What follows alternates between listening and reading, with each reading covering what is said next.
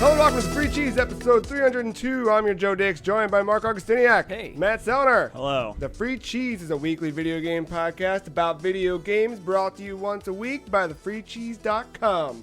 And this week, we're hitting you with some hot E3 predictions later on in the show. We're going to change things up this week. You all right with that? Matt? I'm not a big fan of change. All right, well, maybe Marc will be a little more okay with the change.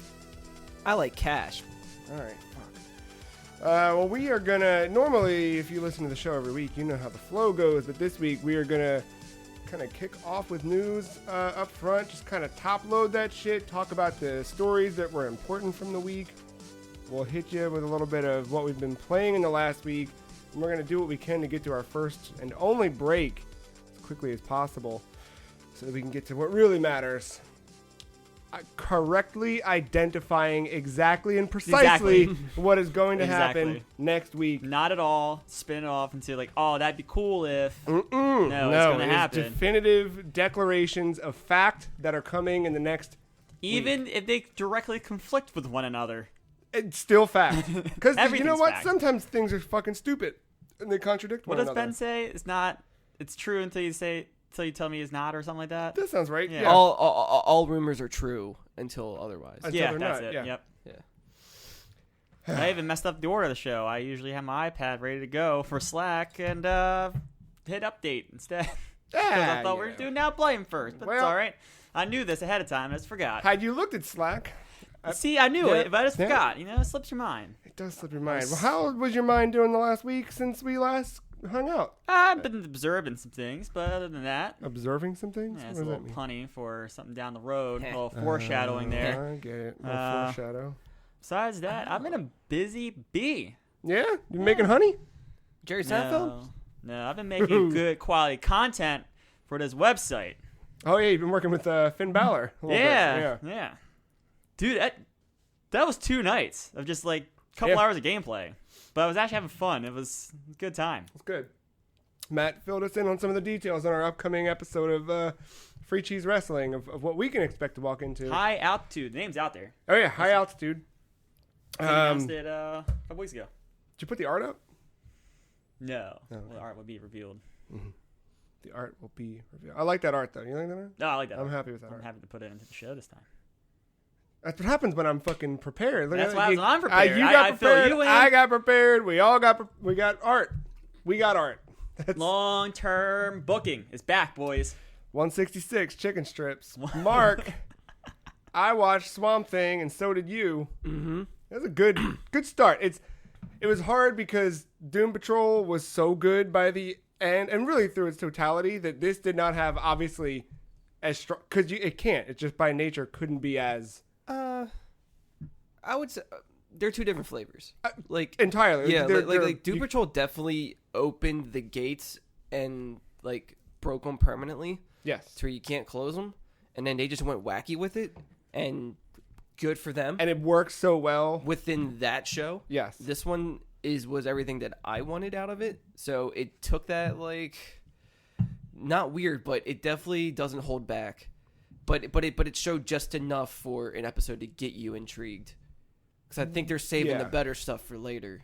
Yeah, because I watched, like, there was a trailer recently, and the way the trailer was cut made it seem like really. Yeah, I tried avoiding as much as I could. I just watched it because I was like excited, and I was like, I want a little taste. And that recent trailer I watched was like, ooh, this looks kind of like one of the Conjuring spin-off movies. Like, it was like kind of the way they cut that trailer together. And thankfully, the episode was not that at all. The episode was just like some nice John Carpenter vibes. Yeah, man. It just solid. It piqued my interest all of a sudden now. It felt like I was watching Resident Evil. And I was concerned. Maybe concerned's not the right word, but like, is it down like scary, or is it just more like a thriller vibe? Like a one of those like not murder mystery. It's like that kind of vibe. It's like a supernatural superhero. Got it. Okay. They are going for the horror thing. Yeah, like okay. When you say scary, though, to me, like, I haven't been scared by a movie in, it's very dark. I don't know. It's real fucked up once. Because it's and I not really a watched hero. Signs. It's like Does that count? It's like an anti-hero. What movie was I terrified of last? The Keep going. Fourth Kind fucked me up a little bit. I never saw that. That was on Mila Jovovich, right? Yeah, she was like the host of the whole thing. Yeah. When you walked out of it and treated it like fact, and then you like go home and you're looking it up and you're like, oh, this isn't real. Fuck, no, life isn't real. It sucks. Just another Blair Maybe Witch. Halloween Resurrection. It scared me for all the wrong reasons, though. Anyway, Swamp Thing. It's good. Like, it's not gonna scare you, but it is horror. Like, good. it is. Yeah, that's good. Like there is gore. Yes. Okay. And fucking cool ass like vines and I was impressed with how they did that. Yeah, they said that this series is going to use they're leaning towards more practical effects, which I'm a fan of. Yeah. So. Good cast too. Like everyone works well together. That one guy, the fucking bad guy, the Sunderland. I don't know the actor's name, but he just looks. He's always got that shitty little smirk. The guy who gave the speech on the stage and was telling Alec to go home. Okay, yeah. That guy's always got that like, I've got a secret. Look at me. Anyway, if you haven't seen it, you have no idea what the fuck we're talking about. However, Swamp Thing's pretty dang good. And yeah. Fingers crossed for Constantine. I know. Keanu. That DC Universe doing good stuff. It's cool. I've been hearing advertisements for DC Universe on different podcasts I listen to, which I'm... Oh, I've been seeing a lot more on YouTube. Really? Yeah. All right. That's good. I've gotten into this weird rabbit hole of watching a lot of live PD clips. Yeah, right, yeah, as you do. Yeah, I mean, the app's on Xbox now. I've kind of run out of Gordon Ramsay shit, so, I got to move on to the next trash thing. Why didn't you just text me? I got plenty of trash. I need like 5-minute snippets because I fall asleep. That's fair. But yeah, it's cool seeing that is getting some like attention. Yeah, because I saw a trailer for it was just a straight up scene for Doom Patrol. Yeah. I'm like, oh, this looks weird. Yeah, it's. And then I was like, it's Doom cool Patrol. show. Oh, yeah, I know this show. Yeah. I have heard of it. Mm-hmm. Due to some colleagues of mine. It's pretty good, man. Yeah, it's up there. Well, we promised you a quick jump, so we're gonna cut the rambling a little bit here, and get right into what's been going on in the news. Unless you guys got any other random nonsense from this week. No. I watched a John Linneman Digital Foundry video for the first time in a while. What'd you watch? The Resident Evil's I watched that one Switch too. breakdown. Yeah, I had to. Yeah. It's Force about good stuff. it's about what I expected. But it's just always good to hear his voice. So soothing. There was an It episode got me amped up for work. I'm ready to go to work. I like it when he says dithering. Dude, I could listen to him say the word dither. Between dithering and ocular occlusion. So which one of us cuts him saying dithering into like a 5-minute loop and puts it on Pornhub? Oh, man. Just some like soft sensual music with it. I don't think people would come harder if you put that in there. Maddie Dither 131. Watch out for that user. I hope there's not a person out there that's named that. Welcome, Maddie Dither. Contra is a video game that Konami used to make, and there are 10 of them coming to the Contra Anniversary Collection. Technically 5. Later this year. Yes, you are not wrong. But at least the price didn't change. It's still $20 like the arcade collection and Castlevania collections before it. Contra Anniversary Collection comes with Contra for the arcade, Contra on the NES, Contra on the Famicom, Super Contra in an arcade, Super C on NES, Contra 3, The Alien Wars, Super Probotector, Alien Rebels for SNES, Contra Hardcore on Genesis, Probotector on Sega Mega Drive, and Operation C for Game Boy. And for those who are like, what's Probotector? Well, that's Europe's Contra. Yeah. So those are just the variants that came out there. So yeah, just replace humans with robots. And I don't believe there was much in the way of a like a regional variance in the way that some of the Castlevania games had. I believe, I think maybe it's the one for Genesis. There's one where they have all of them together. You can play as both the Probotectors and the Contra soldiers. Yeah, you could change the who you played as. Yeah, like, Castlevania 3 is the one that people cite all the time because the Japanese version has completely different sound chip built into the cart. And it shows, like, you can... Oh, my God. Have you ever heard the Japanese music for... Yeah, actually, you showed me. So fucking good. I forgot the name of the type of program that does that. It's like... Is it like SRC something? Or VRC? It's something like that. Roman Funnily enough, after it. Speaking of John Linneman, he put out a Castlevania Anniversary Collection breakdown, too. and in there he does he shows you the side by side. I really want to play Bloodlines. Yeah, I have not touched that game in the last week, but I I still don't think I've ever want played to it. chug through. I've dicked around with Bloodlines, but nothing, not to completion. So anyway, that's that. If you were waiting to hear what was going on with the Contra Anniversary Collection, got some big news from Tokyo in the way of Pokemon. What a strange press conference that was. Yeah. I completely forgot about it. It was like 9:30, and Katie and I were watching something, and I was like, "Oh, right, that thing." Oh, Broad City finally hit Hulu, so we finished Broad City, and we were like at the final episode, and I was like, "Oh yeah, that Pokemon thing happened." Well, oh well. And then after it was over, I just kind of read the press release. Oh, I watched it. And now I'm gonna tell you. Well, how was the watching it live? Was it good? Did you get more details than this press release probably gives? Well, probably not. It's probably about the same. Oh, you fill us in then. I'm gonna go with the most boring to the most interesting. Oh man, I don't even know. I don't know where to start. I don't know like what was exactly better. I'm gonna scroll to the bottom of their press release and work my way back up. Pokemon shirts. I like that one. That's pretty cool. But Pokemon shirts creates made-to-order original clothing designs for the first 151 Pokemon. I think we need more clothes like that. It's like it's subtle enough to where it doesn't feel weird if you wear it, and people won't really question it unless you're like right up close and you're like, oh, that's cool. I thought that was a flower. Subtle is not the thing I ever have a problem with. Like having something video game on my body, on my person doesn't bother me. You're right. But most of the clothes that do that, it's like, here's a giant one-up mushroom, and then underneath it says, get a life! And it's like, yeah, just put the fucking mushroom on a Gamers shirt. don't die, they respawn. Right, oh, man. Yeah. No, but it's nice to have like more higher end, like nice looking stuff. Like something that's designed well and and not fucking dragging a JPEG over top of a fucking shirt and hitting print. Yeah. No thanks. Detective Pikachu's coming to Switch in the form of a brand new video game, a sequel, but they don't call it a sequel, but it is a sequel. They said it is a sequel to the 3DS one, and it's gonna have a different conclusion than the movie. All right. Because it was open-ended with the 3DS one. This upcoming game will be a conclusion to that story, is the phrase here. Boom. So Detective Pikachu coming to Switch. Pokemon Masters, new video game coming to iOS and Android devices from the Pokemon Company partnering with DNA. DNA, of course, being the longtime mobile partner of Nintendo, who first brought you Miitomo and some of the other Nintendo apps. This one features many famous Pokemon trainers from the long history of Pokemon video games. Gameplay has been optimized for smart devices. We don't know anything else, but we'll see more in June. They showed a little bit of gameplay, but it was very early, so it's subject to change. You could tell a lot of it was just like placeholders, but it looked like you had 3 Pokemon from like your point of view, so the back of them. It wasn't diagonal view like we're used to. It was like straight, like up and down.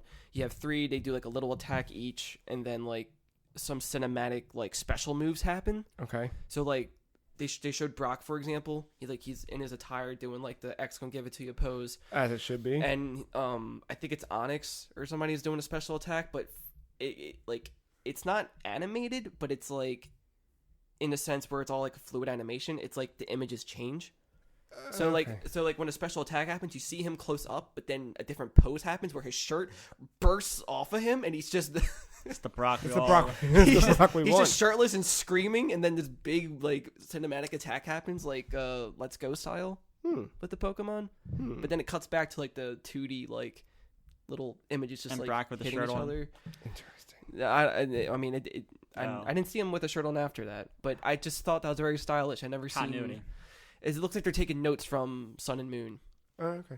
And I don't know. It looks very interesting. I don't know what the grind's going to be like. Yeah, I don't know what that'll be out this year with more details in June. Pokemon Sleep. Okay. Is a new mobile app from the Pokemon Company, bringing gameplay experience unlike any other. A new device based on the Pokemon GO Plus device uses an embedded accelerometer to track your time sleeping and sends it to your smartphone via Bluetooth. The new device, called the Pokemon GO Plus Plus. Yes, the Pokemon GO Plus Plus has the same functions as the original Pokemon GO Plus, so you can use it to play Pokemon Go during the day as well as sleep with your Pokemon at night. Sorry, with Pokemon Sleep at night. look forward to Pokemon Sleep launching for mobile devices in 2020. I used to use a sleep tracker app all the time, primarily because it was a better alarm for me because I would not wake up. And it's cool, but the one I was using, it was called Sleep Cycle, required the phone to be under, like, it couldn't be under a pillow because it would get too hot. So it had to be at the corner of your bed, and it just... That's what it looked like in this video. For like a quick second, like there's like a kid in bed and the little like devices on the side, and you see like a CG Pikachu come up and just like fall asleep. Here's my problem. Now, the initial worry might be like, well, what if I sleep with somebody? I never had a problem with that with the old thing, but Oswald is on and off my pillow all night long. Like that will fuck with it. Is it something I have to put on the bed? Can I wear it on my hip? What's the deal? That's what I want to know. Yeah. Also, what are you doing with this data? That's the weird thing. Why does the Pokemon company, Yeah. Is it just to immerse you in Pokemon 24/7? I don't know. What's the cool thing about it? I don't know a single person that wasn't concerned about this. I mean, concern's not necessarily my emotion. But I mean, like, it's more just like... But like, they're asking the same questions. What? Like, why is this a thing? I mean, I guess, what are you doing with this? What's the game hook? I don't know. And is this like... Because Nintendo dropped its... all the quality of life stuff that it was working on. But did they give that research to Pokemon? What I'm curious about is the real size of it. Like, can you fit it in your pocket without it being awkward looking? Because the Pokeball Plus, Pokeball, no way. The Pokeball it's weird to put in your pocket. Yeah, I don't have it hanging out. If I have it, it's in a backpack. Yeah, because I just don't like having it out. It just it's weird. But that looks like something I could have in my pocket. It looks smaller than a Walkman. So what does the device actually look like? It's just a flat Pokeball. Oh. It's like it's just more disc shaped. Okay. It still kind of sticks out, and there's this big button in the middle. Okay. I thought it was like the Pokemon GO Plus. No, it's like the size of your palm. Oh, wow. Yeah, like it almost kind of like it's reminiscent of like a Alexa or something. Weird. But just thinner. Yeah. Well, we will see you in 2020, Pokemon Sleep. And Pokemon Home, also coming in early 2020, is probably my most... I'm most interested in this. Pokemon Home connects with Pokemon Bank, Pokemon Let's Go Pikachu and Let's Go Eevee, Pokemon Sword and Shield, and Pokemon Go to let you... It's a cloud service app that will let you continue your Pokemon adventures across platforms. You can manage your collection of Pokemon across all of the games, trade with friends, or with anyone in the world directly using Pokemon Home via mobile device. Mm-hmm. Did they have WWDC before Apple did this year? Like, what the fuck is this? Yeah, I know. Like, the funny thing about this, like, if you saw it, I'm not sure if it shows an image of it at all. They just show the logo of it. You'll see the titles of the games that work with it, and you'll see a bunch of arrows pointing to home, but so they can only go into home. The only ones that can come out of home is going through Sword and Shield. That's their only way out. Huh. You cannot, they can't go back. I'm okay with that. Well, I was wondering about that. I was talking to somebody and like, how would you put it back into Go? Like, Right. It's the same thing that we saw with Let's Go talking to Go. Right. I just don't think these previous things just never had that functionality to even make it accessible to begin with. So that makes sense. It's pretty cool. Because I like Pokemon Bank. I've had that for years, and that ability of like Pokemon Bank. At this school, did you have one active? For a little bit. Yeah. Did you get your Pokemon out of it? I don't think I really had much in there that was important. Well, that's good. I thought I lost mine, but I remember we talked about that before when you were filling the decks, and I think I moved everything that I wanted out of there. Yeah. Back into my Y version, maybe. Mm-hmm. I don't know. But you'll be able to go from that to Bank if you want, and then move all that shit forward. But yeah, I mean, I've got stuff dating back to X and Y, and probably some Black stuff. Because I never played Black, but I like had traded with people on Black. So yeah, pretty cool. There's your Pokemon news for now, as it seems. Hideo Kojima announced a video game this week, or more importantly, a release date for a video game. Yeah, Death Stranding got a 9-minute movie. Yeah, he released a short film. And Death Stranding will be out on PlayStation 4 November 8th, 2019. You can pre-order now. What do you think generally of? I might understand what's going on I a feel little like- bit. I think I get enough. Yeah. I definitely have enough to where, like, all right, they're going to save the details. I see where this is going, especially with the message he put online. Yeah. That kind of helped things too. Yeah, I mean, I feel like we were all in before. Maybe. I don't know. That last trailer eased me off, but this one brought me back. I've never played any of the Metal Gear stuff, so I was Me never neither. like I was intrigued by this, but I wasn't enough where I was like, I didn't have the blind Kojima faith, The part that's most interesting, they didn't show it in the trailer. Big fan of Snatcher though. Sorry. They said that you want to avoid killing as much as possible. Yeah, there's different consequences for killing, different consequences for dying than you Yeah. would typically expect. Yeah, I'm in. Like Yeah.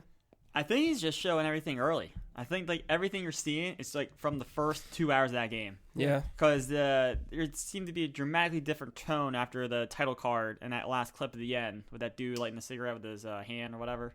The guy in like that lake. Yeah. And then you They set look fire. fucking cool. Did you guys watch the Japanese version? No. No. Had 2 extra minutes of boss fight. Huh.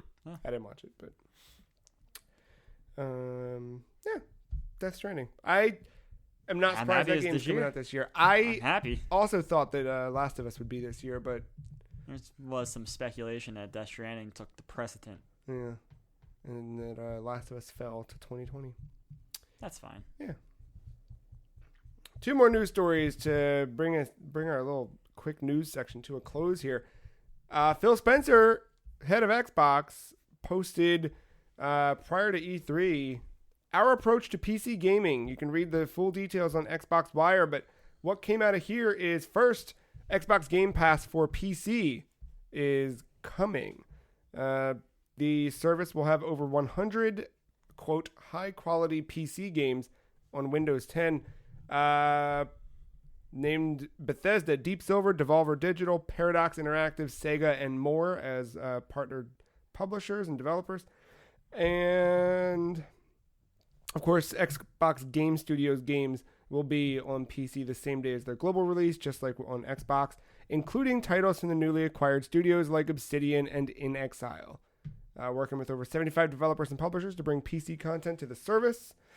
You'll also receive discounts in the Microsoft Store on Windows of up to 20% on games currently in the library and up to 10% off related game DLC and add-ons, which, not bad. I guess it's a good way to incentivize you to stay in their ecosystem rather than playing in other ecosystems on your PC. What it does not say here, and I feel like it would say it if it were the case, is whether or not this is included in your existing Xbox Game I was Pass about to subscription. I feel like they would have said that it's included if it were included, so the fact that they do not, or that Phil does not detail that here, tells me probably have to pay separately. Unless it's an E3 surprise. It could be. When they announce some game, like, oh, well, guess what? Yeah. Already the stuff that's Play Anywhere is like you're kind of getting that stuff for free, but I guess the wider variety of titles. One of the big ones, well, that's in the next piece. So the next section is more choice in where to buy Xbox Game Studio titles. Essentially, they're going to bring a bunch of Xbox Game Studio games to Steam. So we already knew the Master Chief Collection was coming to Steam this year, starting with Gears 5 and Age of Empires 1, 2, and 3 definitive editions are coming to Steam. And then, moving forward, they're going to keep Xbox Game Studio stuff rolling into Steam. And where's the other part here? We know that there are other stores on PC and are working to enable more choice in which store you can find our Xbox Game Studios titles in the future. I'm not sure what that necessarily. Epic. Well, is it Epic? Is it GOG? You know what I mean? Yeah. Did you guys see GOG Galaxy 2.0? The new client that I signed up for the beta. It hasn't rolled out yet. I think it's meant to. The invites are going to go out in June if I make it in the beta, but they're trying to do something cool, because now the joke is, how many icons you have on your fucking desktop with all of the different installers. This kind of pulls everything together, kind of how Discord does it, but it like literally pulls it all together, including, I might be wrong about this, but including like friends, like everything can come from every single platform. I've heard of this. Yeah, that sounds familiar. It looks really cool. It looks pretty ambitious. Launcher for your launchers. It's a launcher for your launchers for your launchers. That is amazing. I love that we're there. Yeah. And then last but not least, Win32 games on Windows 10. You fucking down? I don't know what this means.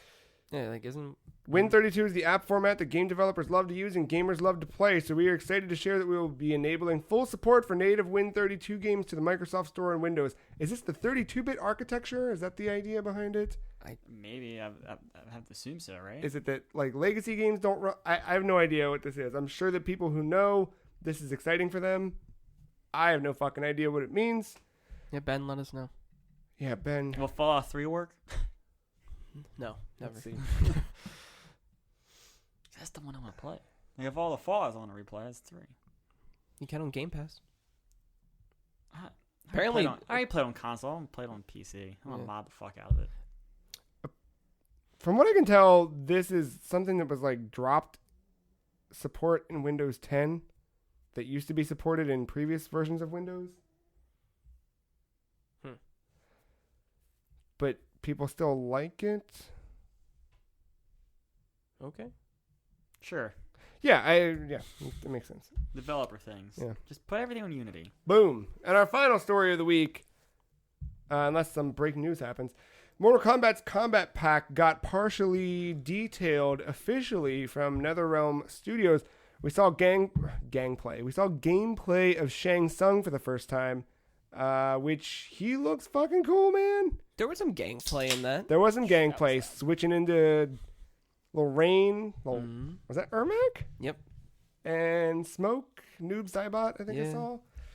Reptile. There's some green. Yeah, I saw green. Saw a flash of green. That's the only reptile, right? I think so. He looked cool, man. He looked real fucking fun to play. He reminds me of when Enchantress joined Injustice. Just like, this is fucking weird and cool. And then the final, like, closing of that trailer detailed, or just flashed the names Nightwolf, Sindel, and Spawn. And then 2 more guests are coming. With an important chainsaw noise. Mm-hmm. Yes, we did hear a chainsaw noise. And if you paid attention to those leaks a little while ago, unfortunately, it seems like that's all kind of lining up. But maybe more on that later during our predictions segment. Okay. So news, I'm just going to be a little transparent here. News is going to get a little fucked up here over the next couple weeks. Yeah, we will have a new episode that goes up. 303 will go up next Monday as expected, but we're going to probably skip news unless there's something. Like, we're not going to talk about the conference on that one because by the time we record, it will not have happened and whatever. We'll figure that part out. But, news is out there. So we'll talk about things as we find them cool, but we're not going to have a traditional news segment for a little bit until E3 is kind of wrapped up. But we will be talking about what video games we played, like right now, when I ask you guys if you've played any video games in the last week. I played a Unity game. What? Hollow Knight? No, Observation. Ooh, yeah, right. Mark talked a little bit about that last week. 2 out of 3. I know. Well, according to, well, go ahead. I'll let you tell. Yeah, I enjoyed it. I don't know if it's worth going to pick up right away. Is that where you landed? I can understand that. I mean, it's like there's some things like it has a cool theme to it. I like the sexy hook. It does. I like the story and where it was going. So like, but I feel some of the like I don't know like some of it can be a little like. I could be just dumb, but the ending kind of lost me for whatever reason. but I know there's like it's kind of lost to everyone. Like I tried finding explanation videos because I hadn't done that yet. I didn't know if it was just me, if it was a consensus thing or not. Well, that's why I texted you at like the minute after it cut the black. I was like, what the fuck? Before the title crawl. Yeah. In the beginning, like, and it shows you're setting up the whole thing. Yeah. That's the part I guessed right before they even showed that when they first announced the game. Oh. I was like, oh, let me guess. It deals with this. And then I remember you saying, like, don't spoil it, Mark. Like, that's a joke. But yeah, there's like, it's weird. Like, I feel like it touches on a lot of weird, like, occult symbology. Dope. Because that's where a lot of that comes from. And if you're familiar with that, then you might have a better idea of where things could go. But I like that. There was some really cool reveals that throughout the story that I was like, oh shit, that's weird. Oh, okay. That kept me playing. Like, it definitely got me through the game. It was literally like the last 10 minutes. I think the game, I either I missed something or the game doesn't thoroughly explain something. Did you watch Hereditary? No. Oh. I thought you ended up watching it. No, I haven't yet, but I know everything that happens in that movie, and I want to see it really. I think I know what you're talking about. The turning point, basically. Yeah. No, that they just kind of throw you in there. Like, you can, like, because you can go. Like, did you explore like every laptop? You see, so my memory core was probably about 2/3 full. Okay.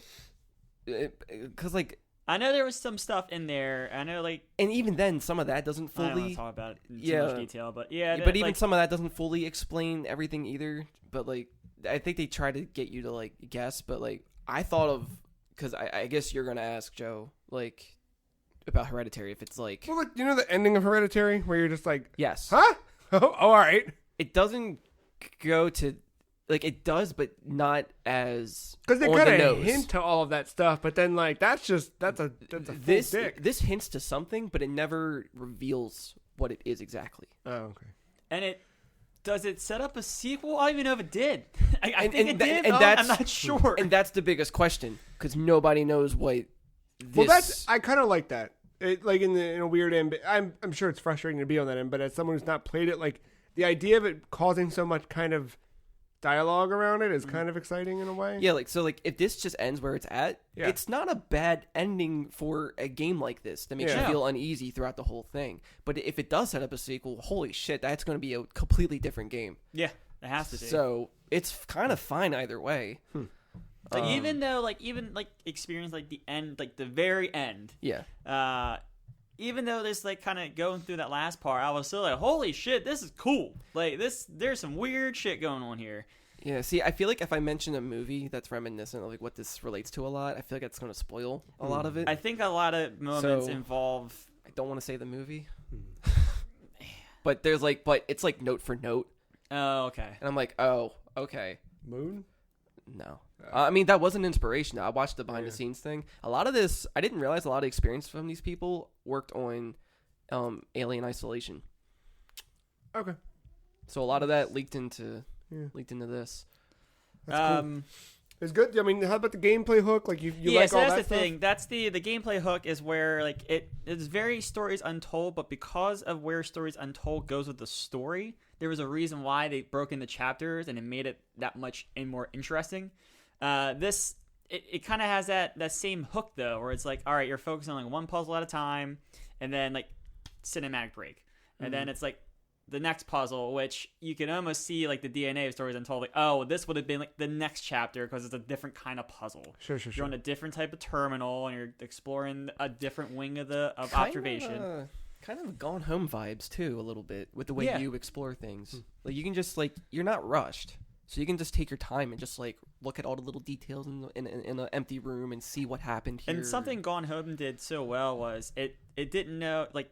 If you had no idea what that game was, it walked that line of is it going to go the horror way or is it going to go like the straightforward way? And Observation walks that line and like it leans side to side a little bit, and it does that really well because there was a segment in the middle of the game where I was like, oh boy, here we go. All right, I'm exploring this wing now. Oh fuck. But no, like it does that great job of walking that fine line, so like you don't know what's exactly going to happen, and it does go into some of the horror vibes. It does go into somewhat more of the straightforward vibes.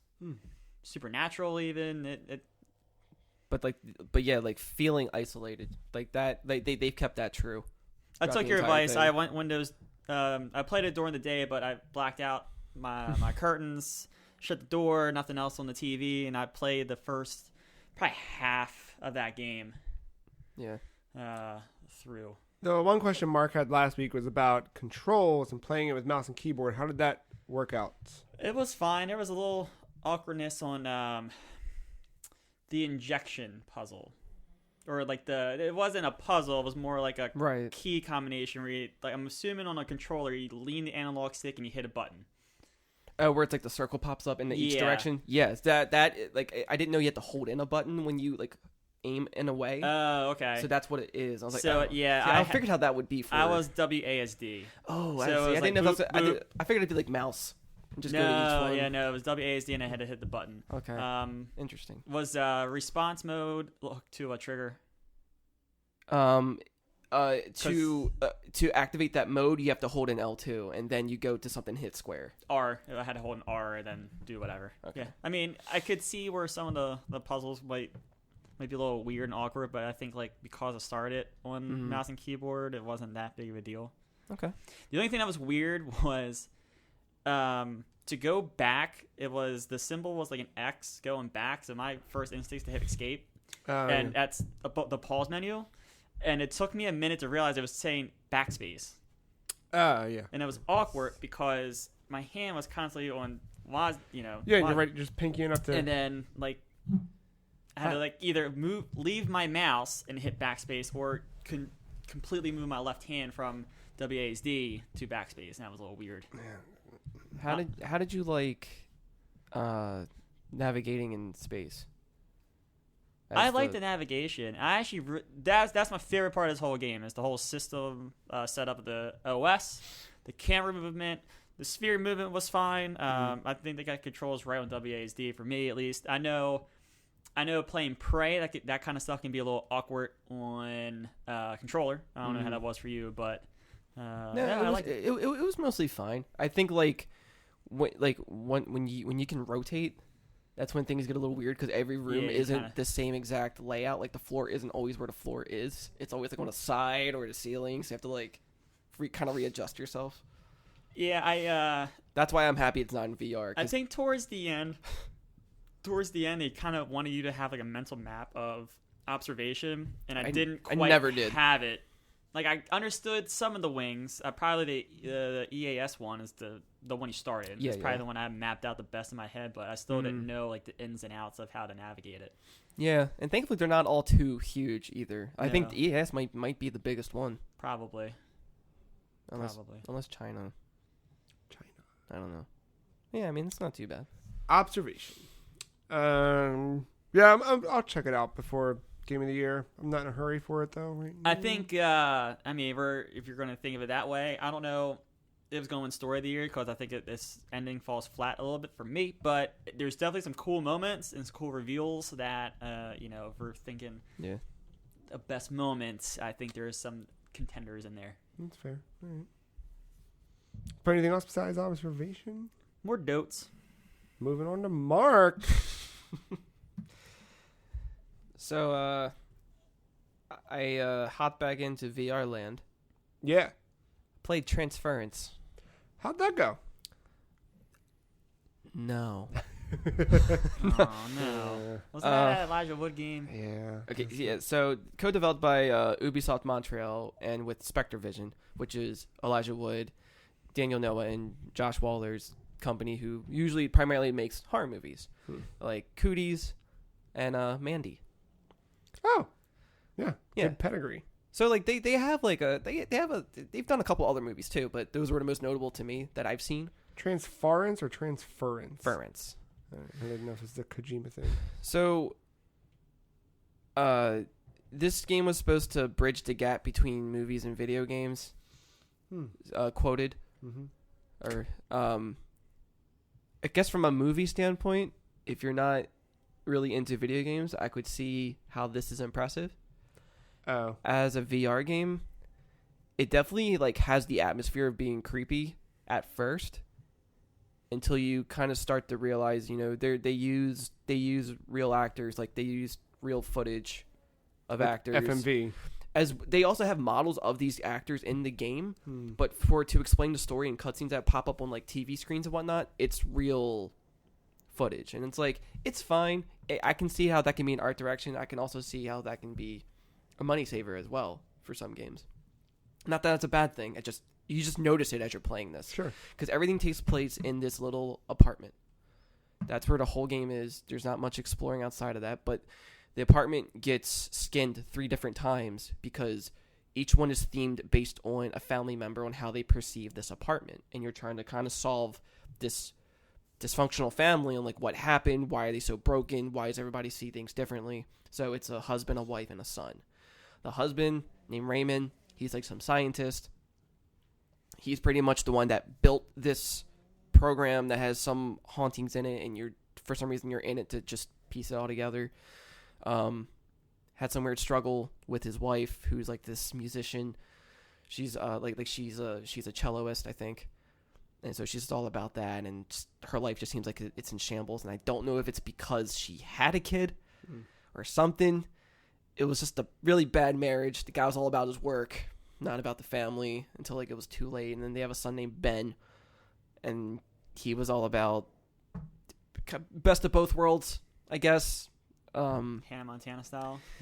Kind of, just a bit just a science nerd. Also enjoys music and loves his dog. And Checks out. something about clowns and birthdays. I don't know. Like, you had to find these crystals within each. Like, there's 3 crystals, 1 per thing. You have to solve these little puzzles to put in this machine to like sync everything back together. I was like so grounded, and then you started talking about crystals, and I was like, wait, what? Yeah, Raymond kind of ruined the whole game. That right there was a metaphor for observation. You get it, and then something happens. Like, what? And then it ends. It's okay. But like, All right. but this has like, the acting is a little too forced. You don't really believe the characters. They're too cookie cutter. Like if you found like a B horror movie on like Shudder or something, this is that just in video game format. It's not too deep with its characters. Everything is very right up front.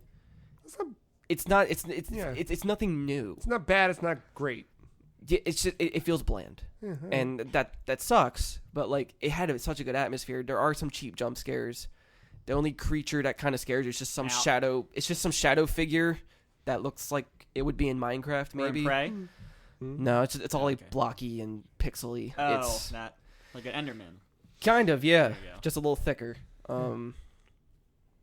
That's like, I was more creeped out by this clown painting more than anything in the game. Was it like an It the Clown or a Doink the Clown? Then do you know the difference?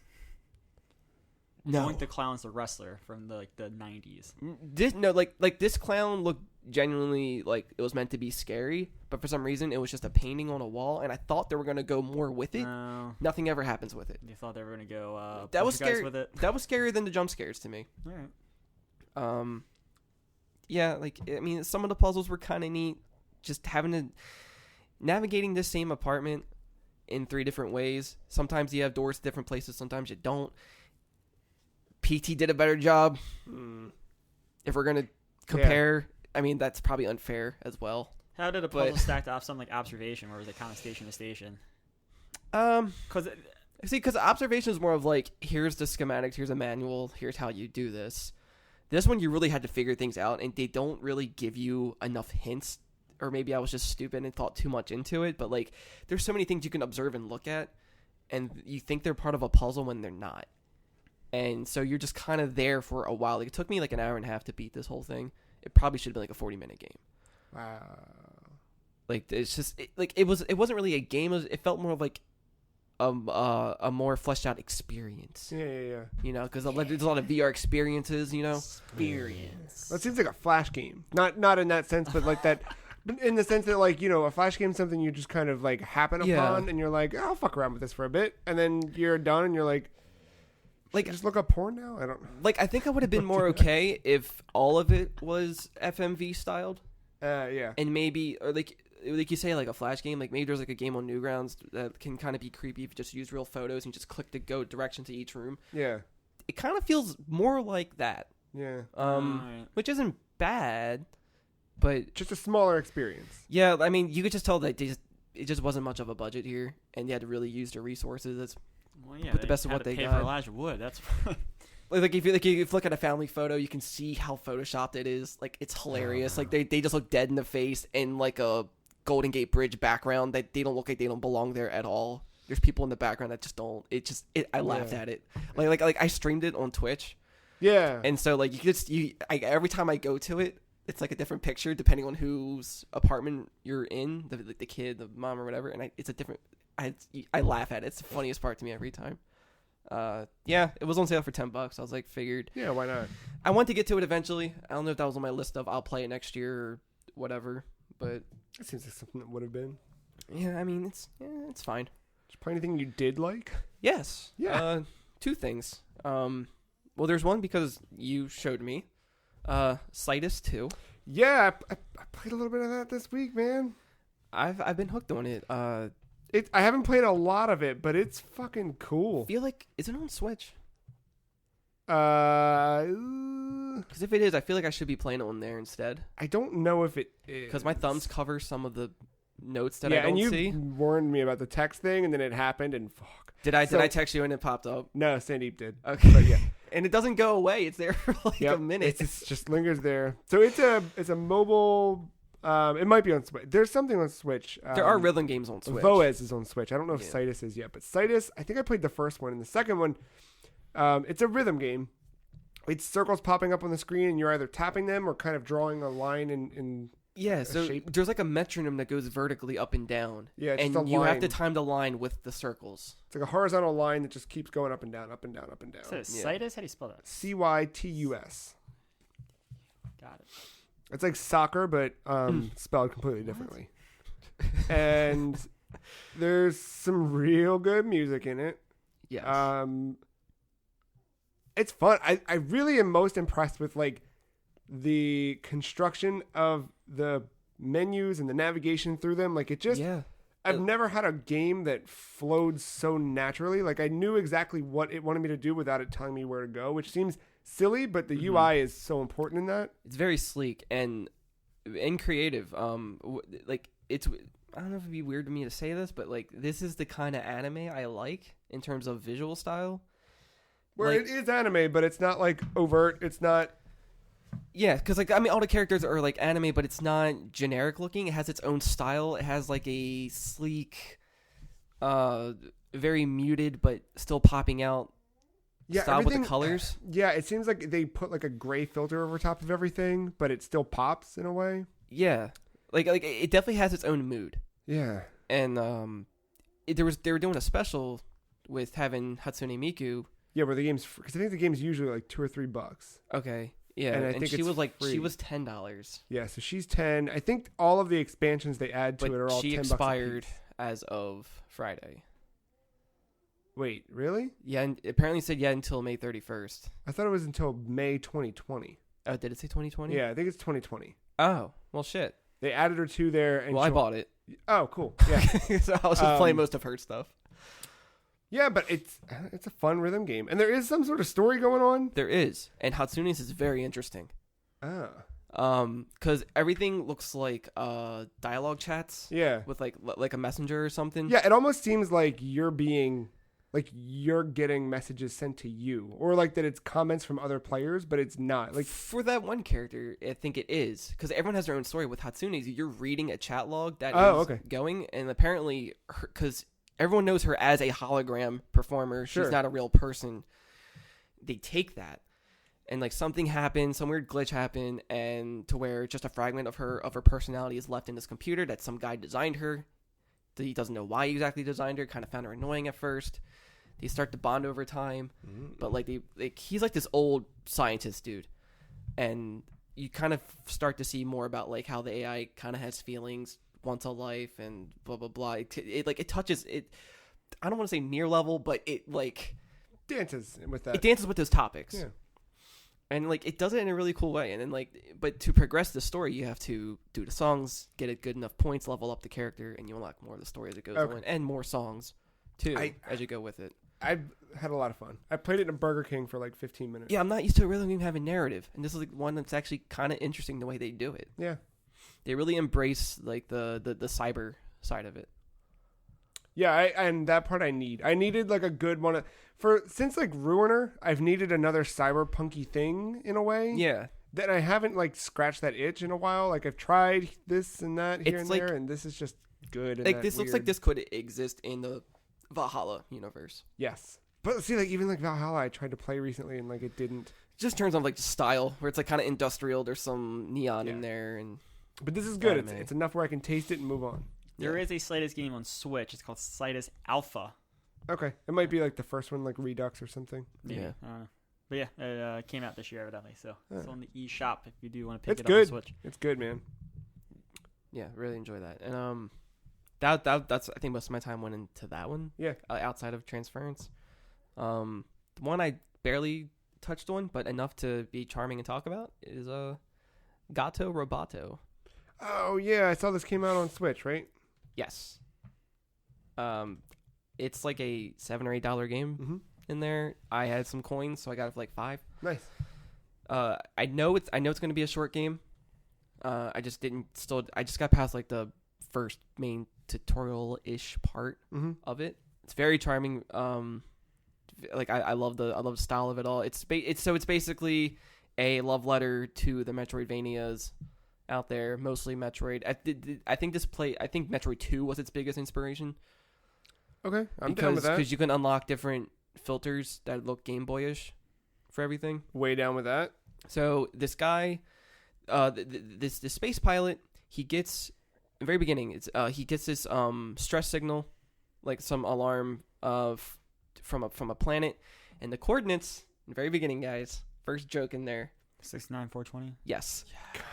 Well, 42069 is what he was getting the signal from. Perfect. He goes to explore, but something goes wrong with his ship, and it crashes right into where you would start. So if you think Metroid 1, imagine the ship just crashing nose first, and this pilot is stuck in the ship. So his pet cat has to go out, and you start exploring as the cat. And he has a radio collar, and so you're talking through that. I mean, the pilot's talking to the cat too, and the cat will talk back, but it's all meows, and the pilot sometimes gets frustrated with it. But it's funny. So it has a very cute way of like showing what you can do outside of the suit versus in a suit. So like outside of the suit, you can swim, but the cat doesn't like the water at first. He's like, sure. He doesn't move. He's like, no, and the pilot's like, no, you got to do it, and like scares you and you jump into the water. Eventually, you find a suit, and how do you do this is interesting. So the suit, you have your normal, firing. You don't have a charge up. I don't know if there's one later in the game, but you just basic fire, do in all directions. That suit cannot go in the water, but you do unlock different suits for different situations. So there is like a water like little ship you can use to dive around. The missile upgrade, that's how far I got with power ups. It has a cooling system. It's not ammunition. So you can do 2 shots and then the meter will kind of cool down. Oh, okay. You also need to use this for platforming because you can rocket jump. Shoot down? Yeah, you shoot down and the explosion will move you. And like the timing with it, yeah, like there's a little bit of a learning curve to it. It's pretty neat. It's I think there's 4 little sections to fix this place that you're in. Like each one has its own little biome. I think one's like all like heat based, one's water based, one's probably air based or something. That's cool. I had one boss fight. It was with a mouse. That's the one they showed. Yeah, like it's in the beginning. Like I scared him. He hopped into his little mech, and you just start fighting. And I don't know if he's like a recurring villain or if it's just a one-time thing. The boss fight was a little tough. Just trying to get used to how everything works. You find the rhythm. If you do die, it doesn't punish you. It respawns like right there. Save points are really quick. For some reason, there's a timer when you're in suit but not out of suit. Don't know why that is. Maybe it's a speed run thing. Batteries? I don't know. No, like it just keeps going up. Oh. The map is neat. Well, because cats can't tell time, but robots can. Maybe. Yeah. Check this out. Yeah. So like the map is very simple, very neat. It's really easy to tell where you haven't been versus where you have. At the top at all times, you have coordinates, you have an X and Y axis, so it tells you what on a grid what room you're in, so you don't get lost. Okay. Yeah. That's a nice touch. I Yeah, haven't you seen a need lot of that games do that. in a Metroidvania style game or Metroid-esque game. That is important. Yeah. So there's not much else to say to it. If you played any type of Metroid game, it's just a nice little, charming little cute game. It's funny. Has I guess the aesthetic is similar to like Downwell or Minute. Yeah, it's got that like kind of Very black and white, just yeah. like retro. That monochrome. Yeah. Would you call it a Metroidvania? That's what they've been calling it. Oh, okay. And Never mind. I mean, the Devolver's been advertising it as Sup. that. I could But- be a fucking marketing person at Devolver. But I was thinking it in my head, and then I was like, they haven't said this yet. And then like after it released, or like they said it, I'm like, okay, good. Fuckers. Yeah, Metroidvania for sure. Well, I went back to 1997 and played Parasite Eve a whole lot this week. So what is this about? All right, dude, this is... Because I've seen this game throughout my life. So have I, and I've never played it. Same. Like, what? This is such a good game. So what I get from the outside, I know it's Square. Yes? Is this still Square Soft at the time when this came out? Okay. So I was getting Resident Evil vibes. Okay. The way it plays and everything. All right. Matt, what's your outsiders... I always knew this game existed. I knew it was like a thing kind of next to Resident Evil. It looked like a Resident Evil game, and I think I've seen someone try to play the final boss fight and fail miserably at it. All right, great. So this does blend what you would expect from Resident Evil with Final Fantasy VII. It is the first game that was made after Final Fantasy VII. The idea back then is they wanted it to be a cinematic RPG. The whole thing in totality is about 10 hours long. So that is such a good RPG length for me. Like it's, especially in those days of PS1 RPGs where it was like 100 hours and so much of just padding and whatever. 10 hours or less. So good. The story itself. So you play as a police officer named Aya Brea. I might be saying that name wrong, but Aya Brea. The game starts, I think Matt's watching it right now. The game starts at the opera. Mm-hmm. So you're kind of getting Final Fantasy VI vibes already. You go to the opera with a date and you sit down and the lead singer, gets into, her solo and the people on stage that she's acting with burst into flames. And then she turns and looks at the crowd and starts singing and everyone in the crowd bursts into flames. And everyone in the crowd dies except for you, the player, Aya. There's some pseudoscience that happens, which is always the best. So essentially, we all have mitochondria in our cells. I did a little biology this week. That checks out. Mm-hmm. It's the powerhouse of the cell. Mm-hmm. Apparently, the mitochondria are sentient in this world, right? The idea in this story is that for years they've let us advance ourselves as human beings to get to a certain point, and now it's time for the mitochondria to all work together, turn on the power all at once, and take over everything. All right. Supposedly Eve, who is the name of the mitochondria host that's living inside of this host's body. I think the actual actress who was in the opera was Melissa, I think her name was. The Eve parasites or whatever inside, those have the ability to kind of turn on people's mitochondria. So that's why you're seeing all these people explode and stuff. Matt's making some great faces over here. You found this is awesome. Yeah, dude, this game's so good. I need to pick me up a PlayStation Classic. Yeah, well, it's not on the PlayStation Classic. Oh, yeah. I need to find it on PlayStation. It can 1 be somewhere. on the PlayStation Classic. You can get it as a PlayStation Classic on PS3 or Vita or PSP or TV or the PS TV if you have that. I might play some Vita.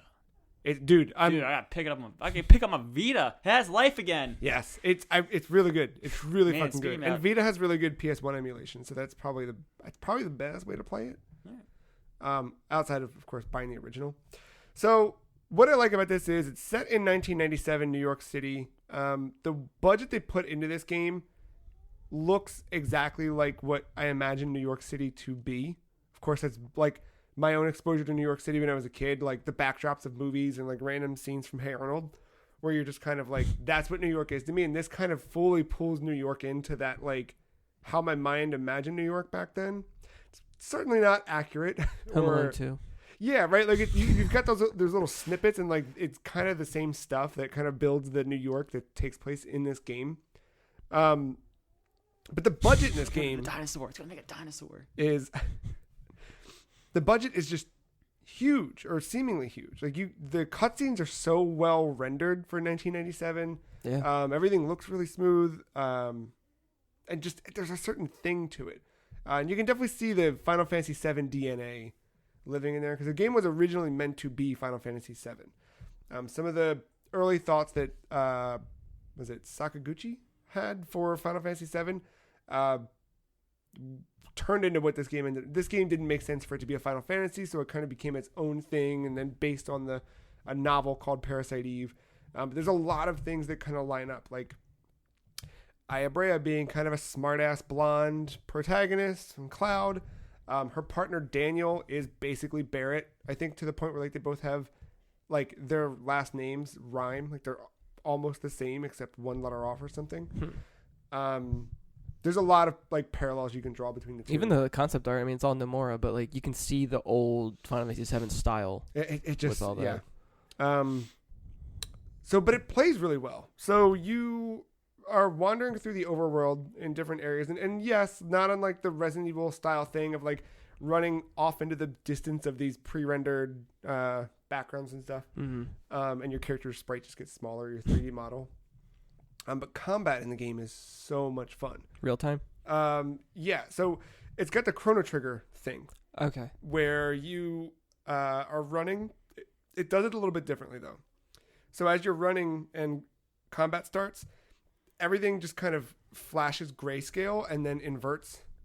So, like, it looks all fucked up and scary for a second, and then you're in the battle with whatever you're fighting. I'm not going to say it's completely seamless. Like, there's a small little bit of a hitch, but it's not anywhere, like, where it pulls you out of it. Like, it feels like a good flow. And then everything you're fighting, it's all creatures who their mitochondria have activated, so they're all warped and fucked up. So it's a rat that's, like, the size of a warthog. That is all like goofy and weird and shitty looking. And there's a sphere. So you're running and you hit X and it kind of pauses time, and your sphere is around you, the player, and anything within that sphere is something you can attack.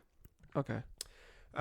Your primary attacks are going to be guns, and then you do have a club that's kind of reliable, but it's weak, obviously. Your guns are going to be stronger. And then you target something, fire off, and real time, but it will attack you as you're attacking. So it's kind of, you want to kind of position yourself to a point where you're going to be able to make the shot, but not too far away, where it's like the further away you are, the less impactful your shots are. Is it vice versa? The further away from an enemy, the less damage they do? Sometimes they won't do any damage to you, because sometimes they have physical attacks that they need to be right on you for. Okay.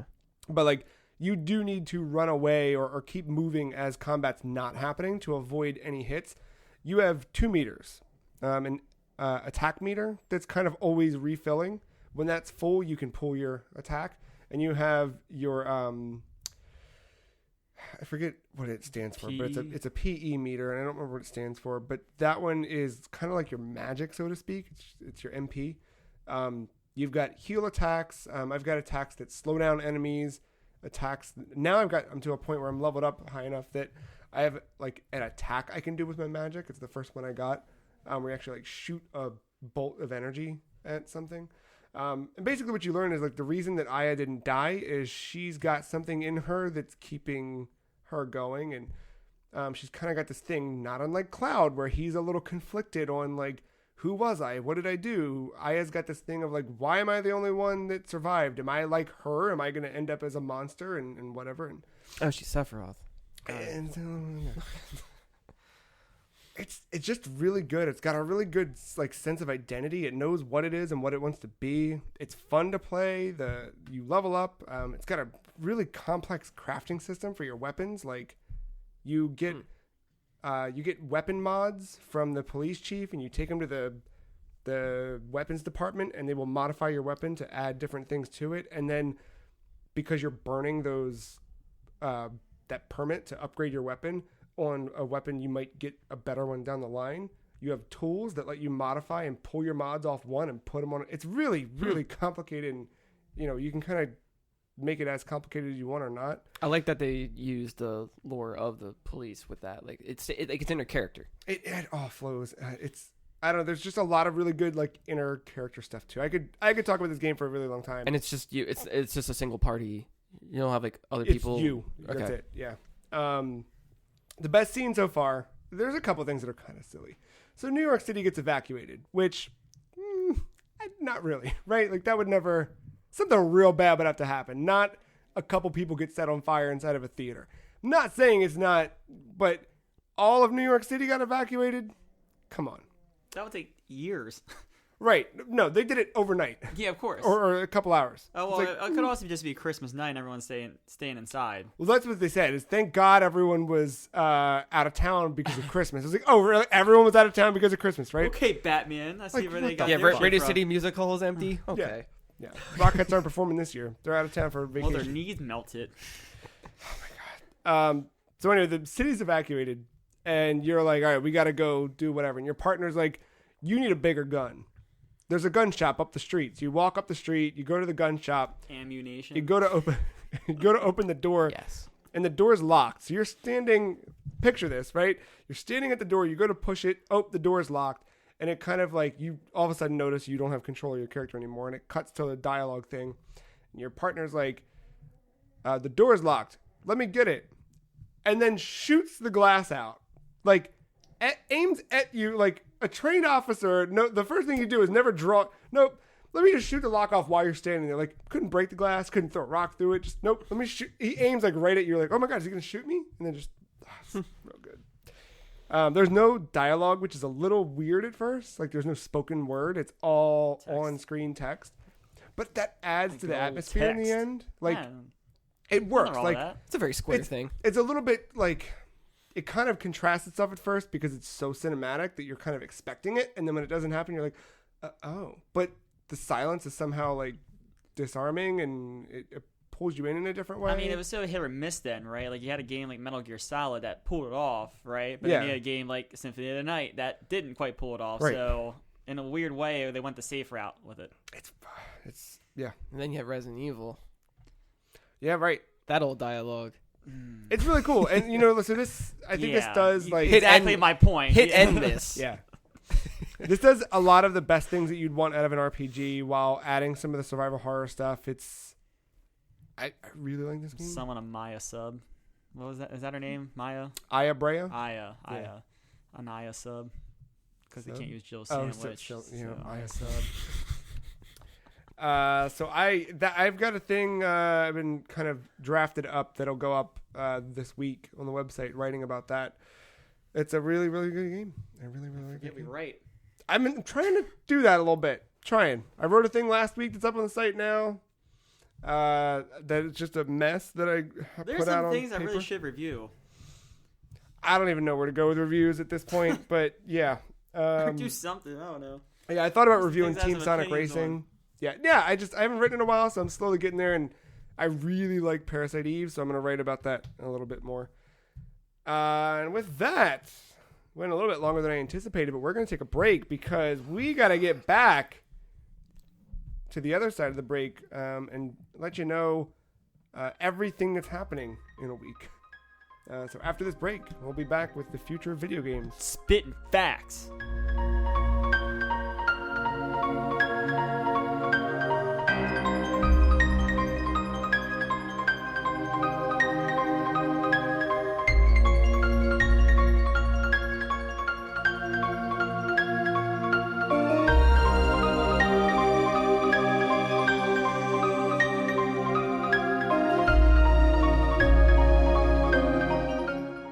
Welcome back to the Free Cheese, episode 302. It is time we get into Electronic 3 predictions for 2019. Got a weird year this year, guys, because PlayStation's not at the show. Normally we do 3 predictions for each of the major 3 press conferences. This year we are going to give you our Xbox predictions, 5 predictions each followed by our Nintendo predictions. We each have 5 predictions for Nintendo, plus who we think a Super Smash Bros. Character might be, in addition to the roster. And then we've got what I'm calling the wild card predictions. There's a couple other conferences happening. There's Square Enix, there's Ubisoft, there's Bethesda. There's random shit that might happen throughout the week. E3's changing, so are the Digital way... Devolver has that thing. Right. So we've kind of got the wild card catch-all announcements that may happen that we'll wrap up with at the end and close it all out. But to begin, I'm not missing anything, right? I don't think so. I think you got it. All right, we're going to jump into our E3 predictions for 2019, starting with Xbox. And I'll go first. Halo 3 Anniversary is joining the Master Chief Collection this holiday, getting the full blur treatment, cutscenes, and everything. Matt, number 1. Cyberpunk 2077 will be coming before the end of March 2020. Okay, that's good. 2020, that year. It will receive a Scarlet version update when the Scarlet comes out. This will be a trend throughout E3. Stay tuned. Interesting. Mark, number 1. You know, this was my number 3, but now I'm going to make it number 1 to hop on Matt's train here. There it is. It always happens. It does. I said Cyberpunk 2077 is going to release on November 8th. Oh, woo! What a day that would be. Start saving that money now. That's about to drop $120. That is a day. Damn, that's a graphics card right there. Fuck. Perfect Dark Deception. Shh, just follow me. Okay, fact. Got it. Yeah. Mm-hmm. The game will be out in 2020. Wait, did you name it Deception? Yeah. Sup. Because I do dumb things like this too. I Yeah. can't wait.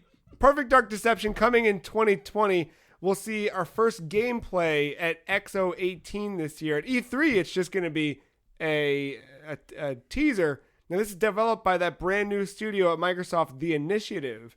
It'll feature up to 4-player co-op. Did we read the same article? I didn't read. I made this prediction. This is like one of my first predictions I made like 2 weeks ago.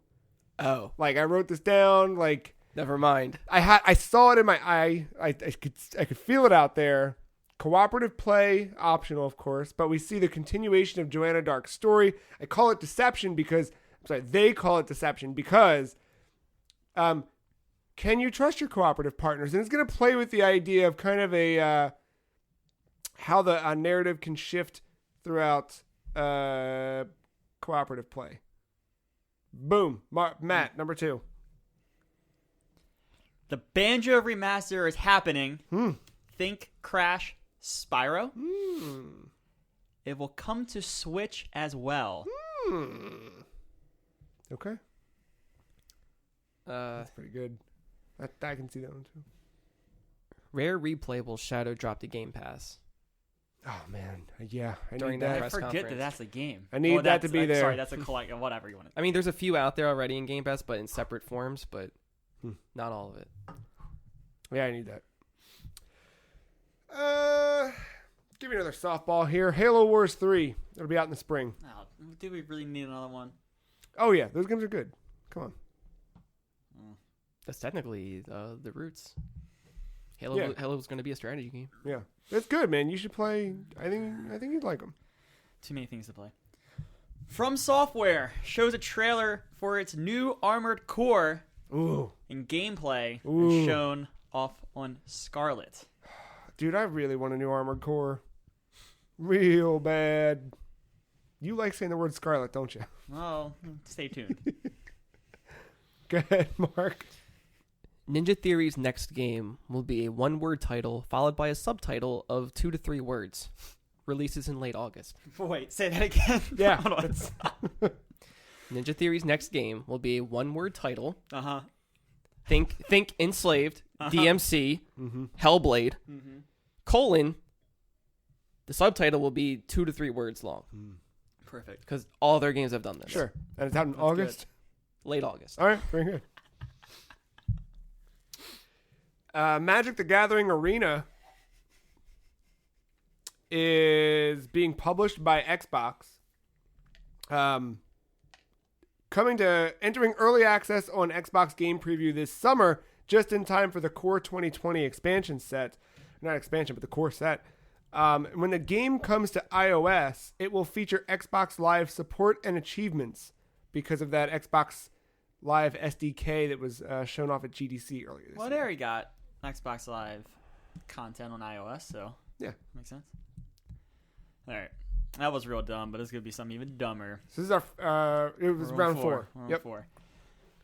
Bungie appears on stage at Xbox to talk about big changes coming to year 3 of Destiny 2, and they don't show anything, but they talk about the future of Destiny with Scarlet. Microsoft buys Bungie, part 2. Okay. So last year, they showed at the E3 2018 briefing. They said they had 50 games, 18 exclusives, and 15 world premieres. Mm-hmm. This year, because it's about a half hour longer than before, I'm going to say they have 65 games, 23 exclusives, and 20 world premieres. Hot damn. World premiere. Number 5, to bring us to an end of Xbox, Killer Instinct 2, or whatever. A new Killer Instinct developed by Iron Galaxy. Joanna Dark is a guest character, or maybe just Elvis from Perfect Dark.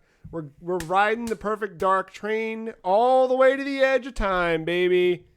Killer Instinct 2 out this holiday. Xbox One and PC. The word Scarlet is associated with sin and immortality, specifically the immortality piece. So the Xbox Scarlet will be called the Xbox Infinite because that can't be a more stupid name than one. It takes a page out of Nintendo's book and comes out March 2020 before PS5. Yeah, I was thinking that thing's going to be out pretty early next year. Yeah. To kind of... Oh, sorry. One more. So for the reason I that think we're going this way. that Rare Replay will shadow drop the Game Pass is because when they show off Battletoads, the only thing that I had to say for Battletoads here is that it will feature the NES pause music at the end of the trailer. That's a good prediction. It's good music, too. And I was going to have like a... Feel free to vote on this or whatever.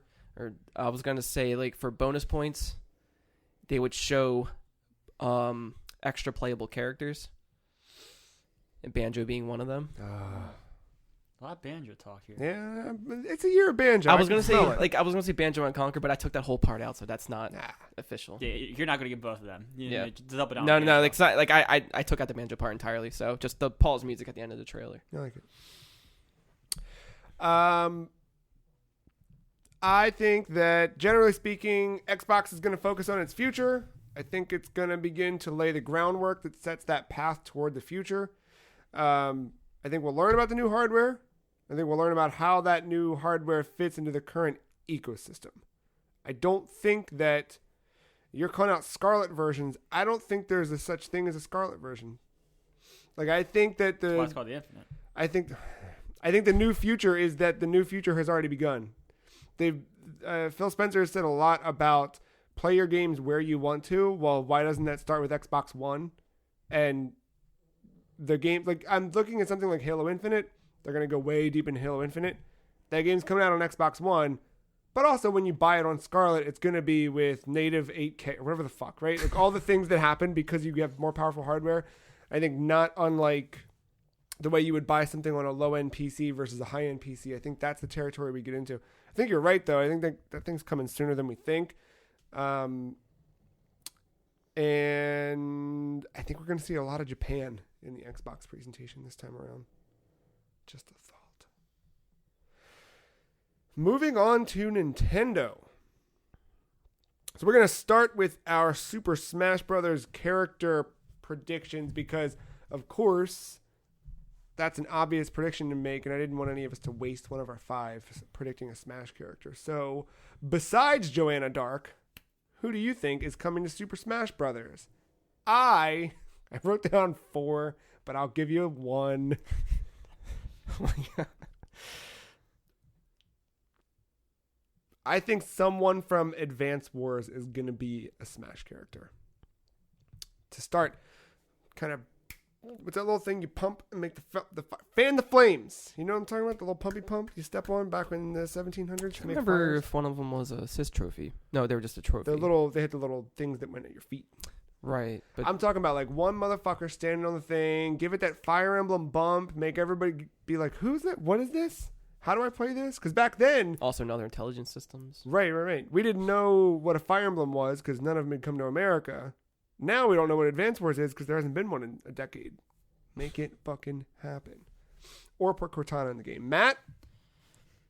It's the same thing I've been predicting year in and year out. Crash Bandicoot. That'd be something. They should do it. He's on the console now. Fucking It's a fit. Like, he's on the console now. If you do that, then it's just... Well, that didn't even matter. Fucking Joker, yeah. right? That threw everything out the window. But if you put Crash in, then you really have a PlayStation All-Stars Battle Royale. You give the finger to PlayStation. Oh, yeah. Mark, who's coming to Smash? So, in this trailer, there might be a scene where Princess Daisy is wearing the bunny hood. Okay. She's doing her thing, and out of nowhere, Ridley comes in, messes her up good. Mm-hmm. And where she lands at the feet of a soldier in green. And it's Doom Guy. What a weird addition. And he would have both his modern and classic outfits. Oh, man. Would he... Oh, he could bring in a cacodemon to fuck shit up? Maybe. Throw Or just kind of like a snake with just different weapons, whatever. But Rip and Guns tear are Mario. in play. Guns are fully... Yeah, High fuck school it. student with a gun. Par for the course. Nintendo. But for those who are wondering, why Princess Daisy? Because Doom Guy's rabbit is named Daisy, and she died, and that was the reason why he went all fucking crazy. Now it makes sense. Little nod. To jump into our Nintendo predictions proper, I'm going to say first, as a collective, of course, we can all agree on this one. No. I know what you're thinking. You're looking at my shirt and you're thinking what you're thinking. But in fact, Matt, Reggie Free means Mother 3. Oh. Yes. You think it's been Reggie's fault this entire time? That's it. It's no longer Region Free means Mother 3. I need a new t-shirt. No, please just put duct tape over part of region and just Reggie, put GIE. Actually, I should fucking draw that up in Photoshop and sell it. Reggie Free means Mother 3. This is the fucking year. That's not my first prediction, though. My first prediction is Paper Mario Pinball. Available now after the end of the conference with 4 tables. One of the tables is a new Paper Zelda themed table. We've never seen a Paper Zelda design until now. Of course, you can expect more tables in the future for Nintendo Switch Online members. And yes, the ball is a chain chomp. Okay. There you go. I like it. Thank you. Does it have the Taito mode? Of course it's got, yes. Right. Tate. Yeah, of course it does. Right, Taito's company. Yeah. Good company. If I had to do a little research for this prediction, did it give a date on Mario Kart? The mobile game? one? They did not. No. All right. Just summer. It'll be out today. All right. The iPhone World Tour. Yeah. You think it'll be all right? That thing was in beta. Today, as in the day of the press conference for Nintendo? Okay. All right. Bold. That thing's out in beta, man. Okay. People are playing it. They don't like it, but they're playing it. Okay. That was got to go back in the oven a little bit longer. Well, Mother 3's been in the oven for a long time. It's Mother taking up all 3's it's burnt. Yeah. It's burnt. It's fucking burnt like It's sticking to the pan. It's like Ness and Earthbound whenever he gets it on fire. Jet black. Mark, number 1. So whenever you see Doug Bowser, you're gonna hear the sound bite of Bowser laughing from Mario 64 Just every time he comes on screen. at least once. Yeah, But all right. yeah, you will whenever you see him, you will hear that, All right. which is just a boo laugh. What if it just goes Slow down. straight up furry mode and it's just Bowser the entire conference? Just or dressed direct? as it. Yeah. I'd be impressed. Next up, round 2. ARMS 2. No. Because the Mario Kart 8 Deluxe development team needed something to do. Now, I know what you're thinking, but ARMS 2 has a new focus on cooperative play. There's a new story mode featuring cutscenes. It's Nintendo's answer to Overwatch. Question: Not getting that. Yes. Co-op as in one person per arm? I have no. Or No. It's, again, Nintendo's answer to Overwatch. There's some sort of new gameplay mode that pushes Okay. you together. I see. Okay. Not a full-ass MOBA, so to speak, although I'd love that, but something in that way. Matt's shook. Final Fantasy VII Remake is coming to Switch. What the fuck? Yeah? Like in kind Bring it on. of like Final Fantasy 15 Pocket Edition, or I feel like Final Fantasy VII is barely going to run on a native PS or a raw PS4, non-pro. Got Okay, a mark it's right written there. down. I didn't 7 Remake. Didn't realize it was comes written to down. Switch. Shit. It's not quite in ink, but it should be in ink at this point. I get it. Ink, Splatoon. Mark? Kid Icarus Uprising gets a port to the Switch with a visual upgrade and updated controls. How about downgraded controls? Give me a stylus. Pro controller. Yeah. Sorry. No, I really want to play that game, so that I hope that happens. Round 3. I've got here Splatoon 2.5 question mark? Because they got to do something, right? I think there's going to be a new gameplay mode to extend the life a little bit longer. This will not be Splatoon 3. But, you know, Splatfests come to an end in July. There's no new weapons. There's no new maps. But I don't think it's time for Splatoon 3. I think Splatoon 2 could still squeeze some life out of it before there's a proper 3 next year. Something will happen. Yeah. Mainly a new gameplay mode. Nintendo will lean on its heritage. Mm. The Switch Mini, that's been talked about, is revealed as the Switch Pocket. Won't come with a dock, but will somehow still fit into existing ones. I'm okay with this. You gonna buy one? Not a pocket. Stay tuned. What? Oh, Jesus Christ. Mark. So when they reveal Animal Crossing, they will ditch the rolling log style for more freedom of rotating with the right stick. Thank you. I would love that. There's no limitations. I know I added features with my other Yeah.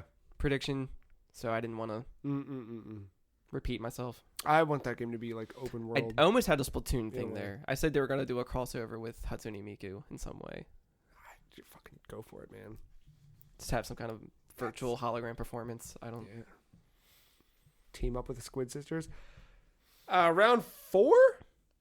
Mario Kart 8 Deluxe gets 8 new tracks across Bullshit. 2 cups. Shut the fuck up. They missed that one, though. No, it's coming. Okay. It's coming. Mother 3's coming too. It's the Right next season to of Mother kart 4. racers. It's the season of kart racers. Again, I'm gonna follow my logic on Here's this your 8 one. new tracks. It's called Mario Kart 9. No, because that team has been making ARMS 2. Jesus Christ. They left Mario What a Kart waste. 8 to work on ARMS. And the ARMS people went to make Mario Kart 8 DLC. And the ARMS people, a smaller subsection of that team is working on Mario Kart 8 DLC, 8 new tracks that I'm announcing here. Thank you very much. I already got Because 8. they're Got not going to 16 new do... tracks, didn't they? Huh? Didn't they get 8 new tracks and 8 past ones? That's DLC already? Yes. And now more... But it was before it came to Switch. That was back on Wii U. You're thinking back in the Wii U days as you tend to do. No one does that. Matt especially. Here's why it's not Mario Kart 9. Because they got the mobile game coming out. You don't want to oversaturate it. Plus, Mario Kart 8 Deluxe still topping the charts. Mario Kart 9, that's why I get the mobile game to make people buy the new one because Yeah. it's so bad. No, 9 gets you over the next year and a half, 2 years before the mobile. Trust me. Also, Samus is playable along with Birdo and Pauline are your new characters you get. by buying DLC. Nintendo's all about expanding its current titles. It's been a big part of every single press or investor relations They conversation. already expanded that title, though. They didn't. Not on Switch. Not on Switch. But not on Switch. I know, but not on Switch. Which is why 8 new tracks, 2 cups, Samus, Birdo, It's Pauline. called Deluxe Edition. It's already hit its Deluxe. It doesn't need anything else. Deluxe Edition Plus. Plus. Plus. Matt, what's the fourth thing happening? Nintendo will lean on its heritage. Oh, boy. The Switch Advance is revealed as the upgraded Switch console. Think PS4 Pro, Xbox One X. It will release alongside a special Atomic Edition that will have your famous atomic purple look. It comes out alongside a video game that is going to be announced at the show, which, stay tuned, will be my next prediction. Will they sell Atomic Joy-Cons separately? Saw the Atomic Edition, dude. Okay. I mean, that's fine. I'll just buy be- that one. look, Fuck dude, it. Just buy that one. Look, that's how you sell units. There you go. Mark, number 4. Okay. Before I go into this one, and my final one, I need confirmation from the table. Mm-hmm. So our 2019 predictions Mm-hmm. I guess is what we can call that. Mm-hmm. This affects that. I'll read it. It's all right if you contradict yourself. I don't have a problem with Well, that. it comes to point values. Oh. I'm gambling. Well, I never thought... The Mac game's come a long way. For here. me, E3's never been about points. I know. The same way that we do... Same, but Yeah. I'm being weird. All right. This is where I meant this is Get really weird. Get weird because I just there's predicted... still a half point on the table. Mm-mm. It's the Tony Hawk half point. Okay, well, I'm going to say the thing, and if you guys agree, it'll be in. If All not, right. then we can change it up. All right. Fine, just put it out, care. SNES games for Switch will be revealed Mm-hmm. with 3 games shadow dropping: Super Mario World, Mm-hmm. Pilot Wings, and F-Zero. Yep. Now, this affects my prediction because I said they will not reveal F-Zero. They will not say the words F-Zero. Yeah. But This is real good. this prediction is only worth half a point if correct, because my 2019 prediction kind of cancels it out a little bit. But I if, feel That's like the they're... fucking point, man. Yeah, they're 2 separate things. You know what I mean? but at the same time, It's in a bubble. It's That just... All that tells me is you would get the point here, but you would not get the point in January when we look back at 2019. Or you can take the half point from Tony Hawk that's still on the No. board. okay. So you view it separately. Oh, yeah. Yeah. Yeah. Boom. Who the fuck cares? It's all imaginary anyway. This is all fact. I don't know what you're talking about. The point system I'm talking about. Our 5th and final predictions for Nintendo. The Nintendo Directs, and one more thing, close out, is the first tease of the next game in the Legend of Zelda series. It's a small thing. It's the equivalent of Link in the field with Epona, like we saw for Breath of the Wild. But something's on fire. I don't know what yet, but something is on fire. It's Parasite dark. Eve. Yeah, I've been playing a little Parasite Eve lately. Something's bad. There's something bad happening. This one's a little darker. Breath of the Wild was too bright. Mitochondria taking over. Yeah, maybe a little I better. kind of like that concept from the video That's pretty game. good. You should fucking play Parasite Eve. I'll tell you what. More on that later. Number 5, Matt. The game. that will- F-Zero Advance Ooh. is a real thing this year, and it's going to come out alongside your Switch Advance. There is an F-Zero Advance for Game Boy Advance. I thought it was called something else. I looked into this. Is it? It's like something. Is it like? It's like something overdrive or something stupid. Maximum Overdrive. Maximum velocity, I think it is. Boom. I think there's 2. Oh, fuck. Well, we're going to... Who the fuck cares? Modern Warfare is called Modern Warfare again. So, Boom, yeah, nailed it. Switch Advance. There is Maximum Velocity, but then there's one based off the cartoon. I think that one's called Advanced GP Well, great. or GP Legend. F-Zero No, You're Advance. fine. You're fine. No, Advance isn't in there. You're right. There's Maximum Velocity and there's GP Legend. Boom. Nailed it. The word Advance is not in there. Okay. good. F-Zero Advance is a real thing this year. Switch Advance. I like Come it. together. I'm ready for an F-Zero. I don't want Mark man. to I lose want points, no Mario but Kart 8 fucking DLC tracks. I Give me a new can't help game. that. That's just what's happening. All right. Well, because how we feel about my last prediction, I have decided to change my final prediction last minute because it was F-Zero related. I'm sorry. Well, because the whole point thing now doesn't matter. So it's I'm changing it. All right. So, my backup idea Yes. is that the next Kirby game, kind of similar to what Canvas Curse was with their sequel, how it's like kind of the same game but different because now it was on Switch or is it on Wii U? Wii U. Yeah. That was called something else though, right? Rainbow Curse. This is kind of going in that kind of theme. Not that game though. It's going to take notes from Tilt and Tumble. I'm down with this little mobile, like a more modern version of it. For Switch, you would have to hold it vertically, or if you play it docked, tilt with the Pro Controller or. I'd be so down with that. Something like that. Oh, what a good idea. Tilt and Tumble 2. So generally, I expect to see Nintendo to continue its efforts from last year with a little bit more volume this time around. Last year was like so Smash focused. I think we're going to see That's putting it lightly. Yeah. We're going to see a variety of content throughout the presentation. We'll see Animal Crossing, Luigi's Mansion, and I think there's still probably one big surprise. And I'll actually be here with you all this time. I won't be celebrating Stanley Cup. Thank God. I think we will see some big surprise game, whether it's one of the ones we mentioned or not. And I expect a healthy dose of indie titles to be shown off, along with a few evergreen titles receiving new content, i.e. maybe Mario Kart 8. Moving into our wild card predictions, these are 5 predictions happening across the industry. It could be at one of the conferences we already talked about. It could be at some random conference. It could be anything else.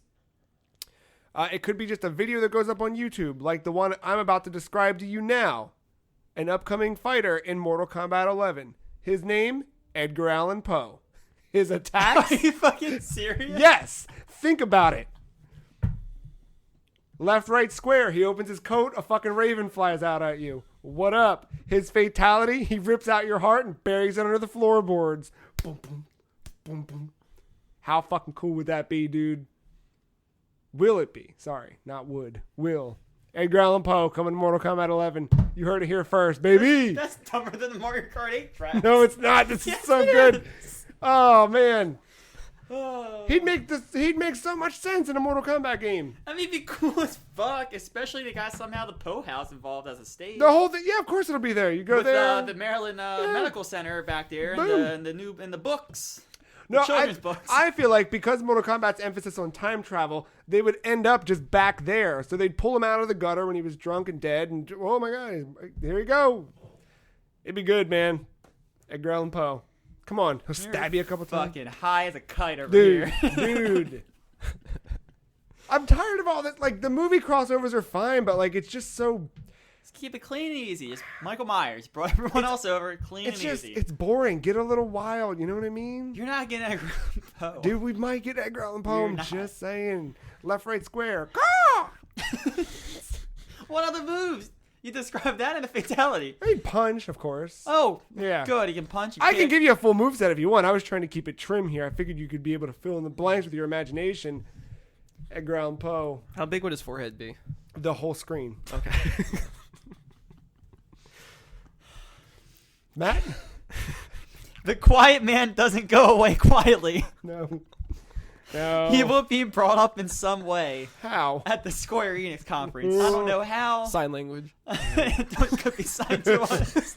It could be a sequel. They can finally add sound effects to the base game. I don't know. It's not going to happen. I don't know, but he's not going away quietly. All right, I'm there. Mark. One game trailer will feature a record scratch. Top notch. That's it.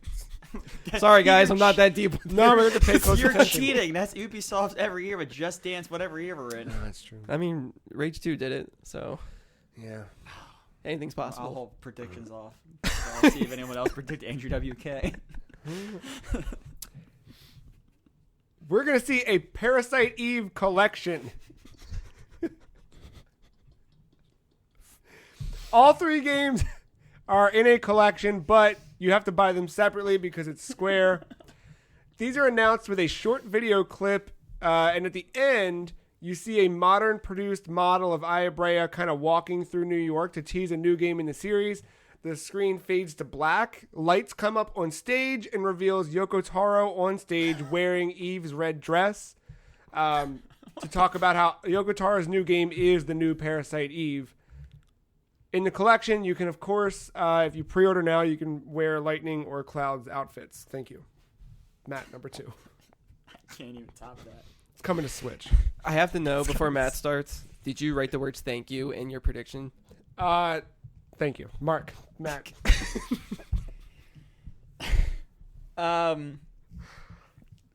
Fallout 76 is going to receive some kind of huge, massive overhaul that requires Todd Howard to be on stage at Bethesda for at least 10 to 15 minutes. They can't joke about that game. No. It's got to be straightforward. They just got to say, He's gonna hey. be out there for 10 to 15 minutes in what may feel like the longest 10 to 15 minutes in Todd Howard's career. Oh, my God. We're so close to that moment. All right, Mark. Bethesda makes an obligatory Fallout 76 joke. Okay. Very good.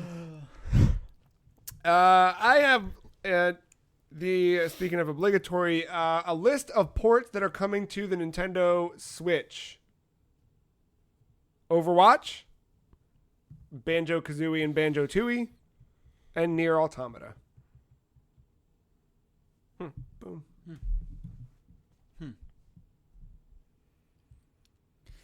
At Ubisoft, they will reveal a new Prince of Persia game, and this gameplay will be shown on Xbox Infinite.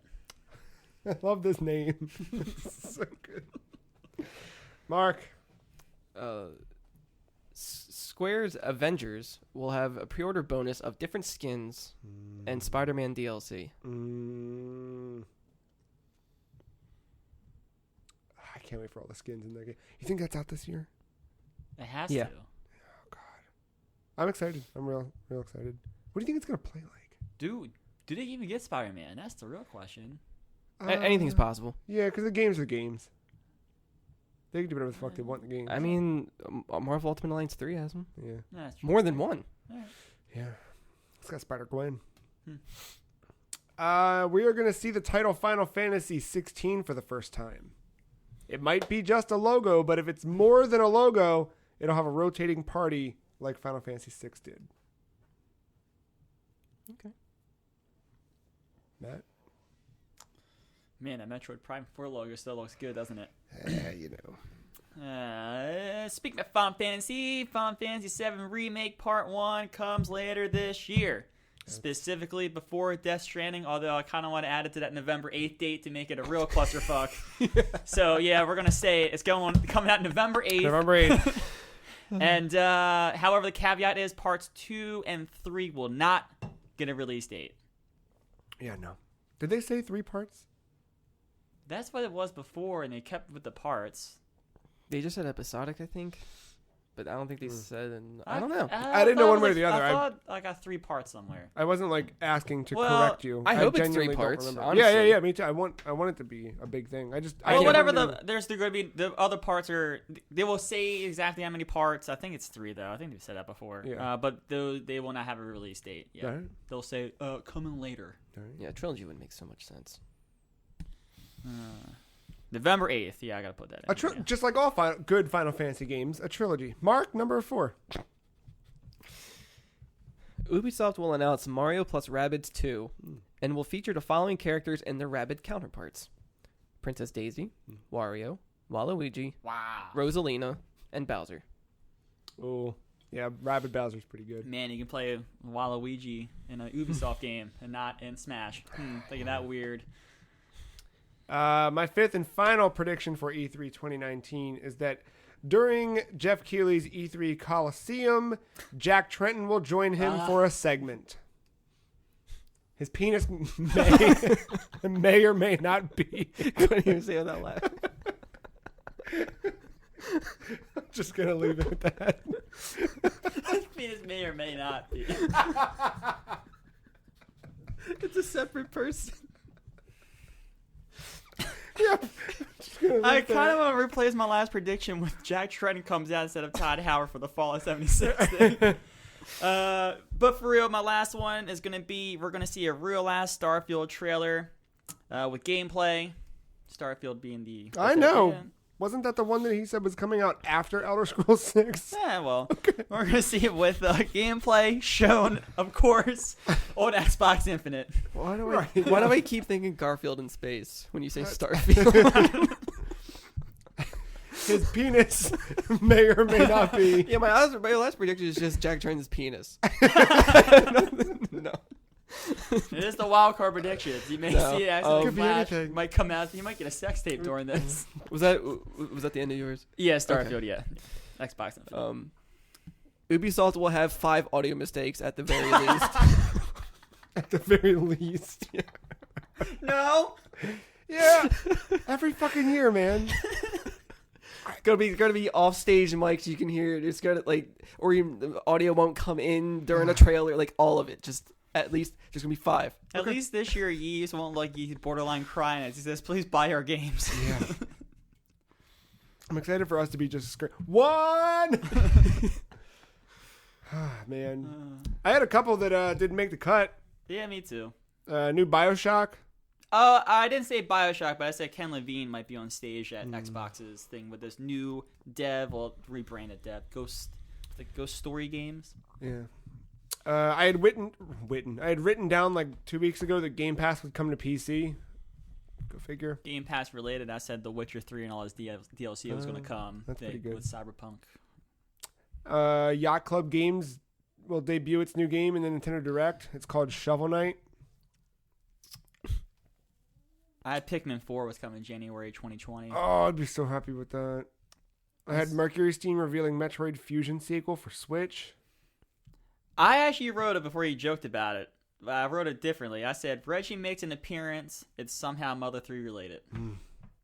It would be fitting if they're going to do it now. Yeah. He has to be the one to still announce it, right? Yeah. He's the one that got fucking scrutinized. Yeah. I was going to say the Initiative's game was going to be a competitor to Destiny. I'd be okay with that. I'd be real okay with that. I said there's no such thing as Skate 4. Well... Yeah. It's fucking EA.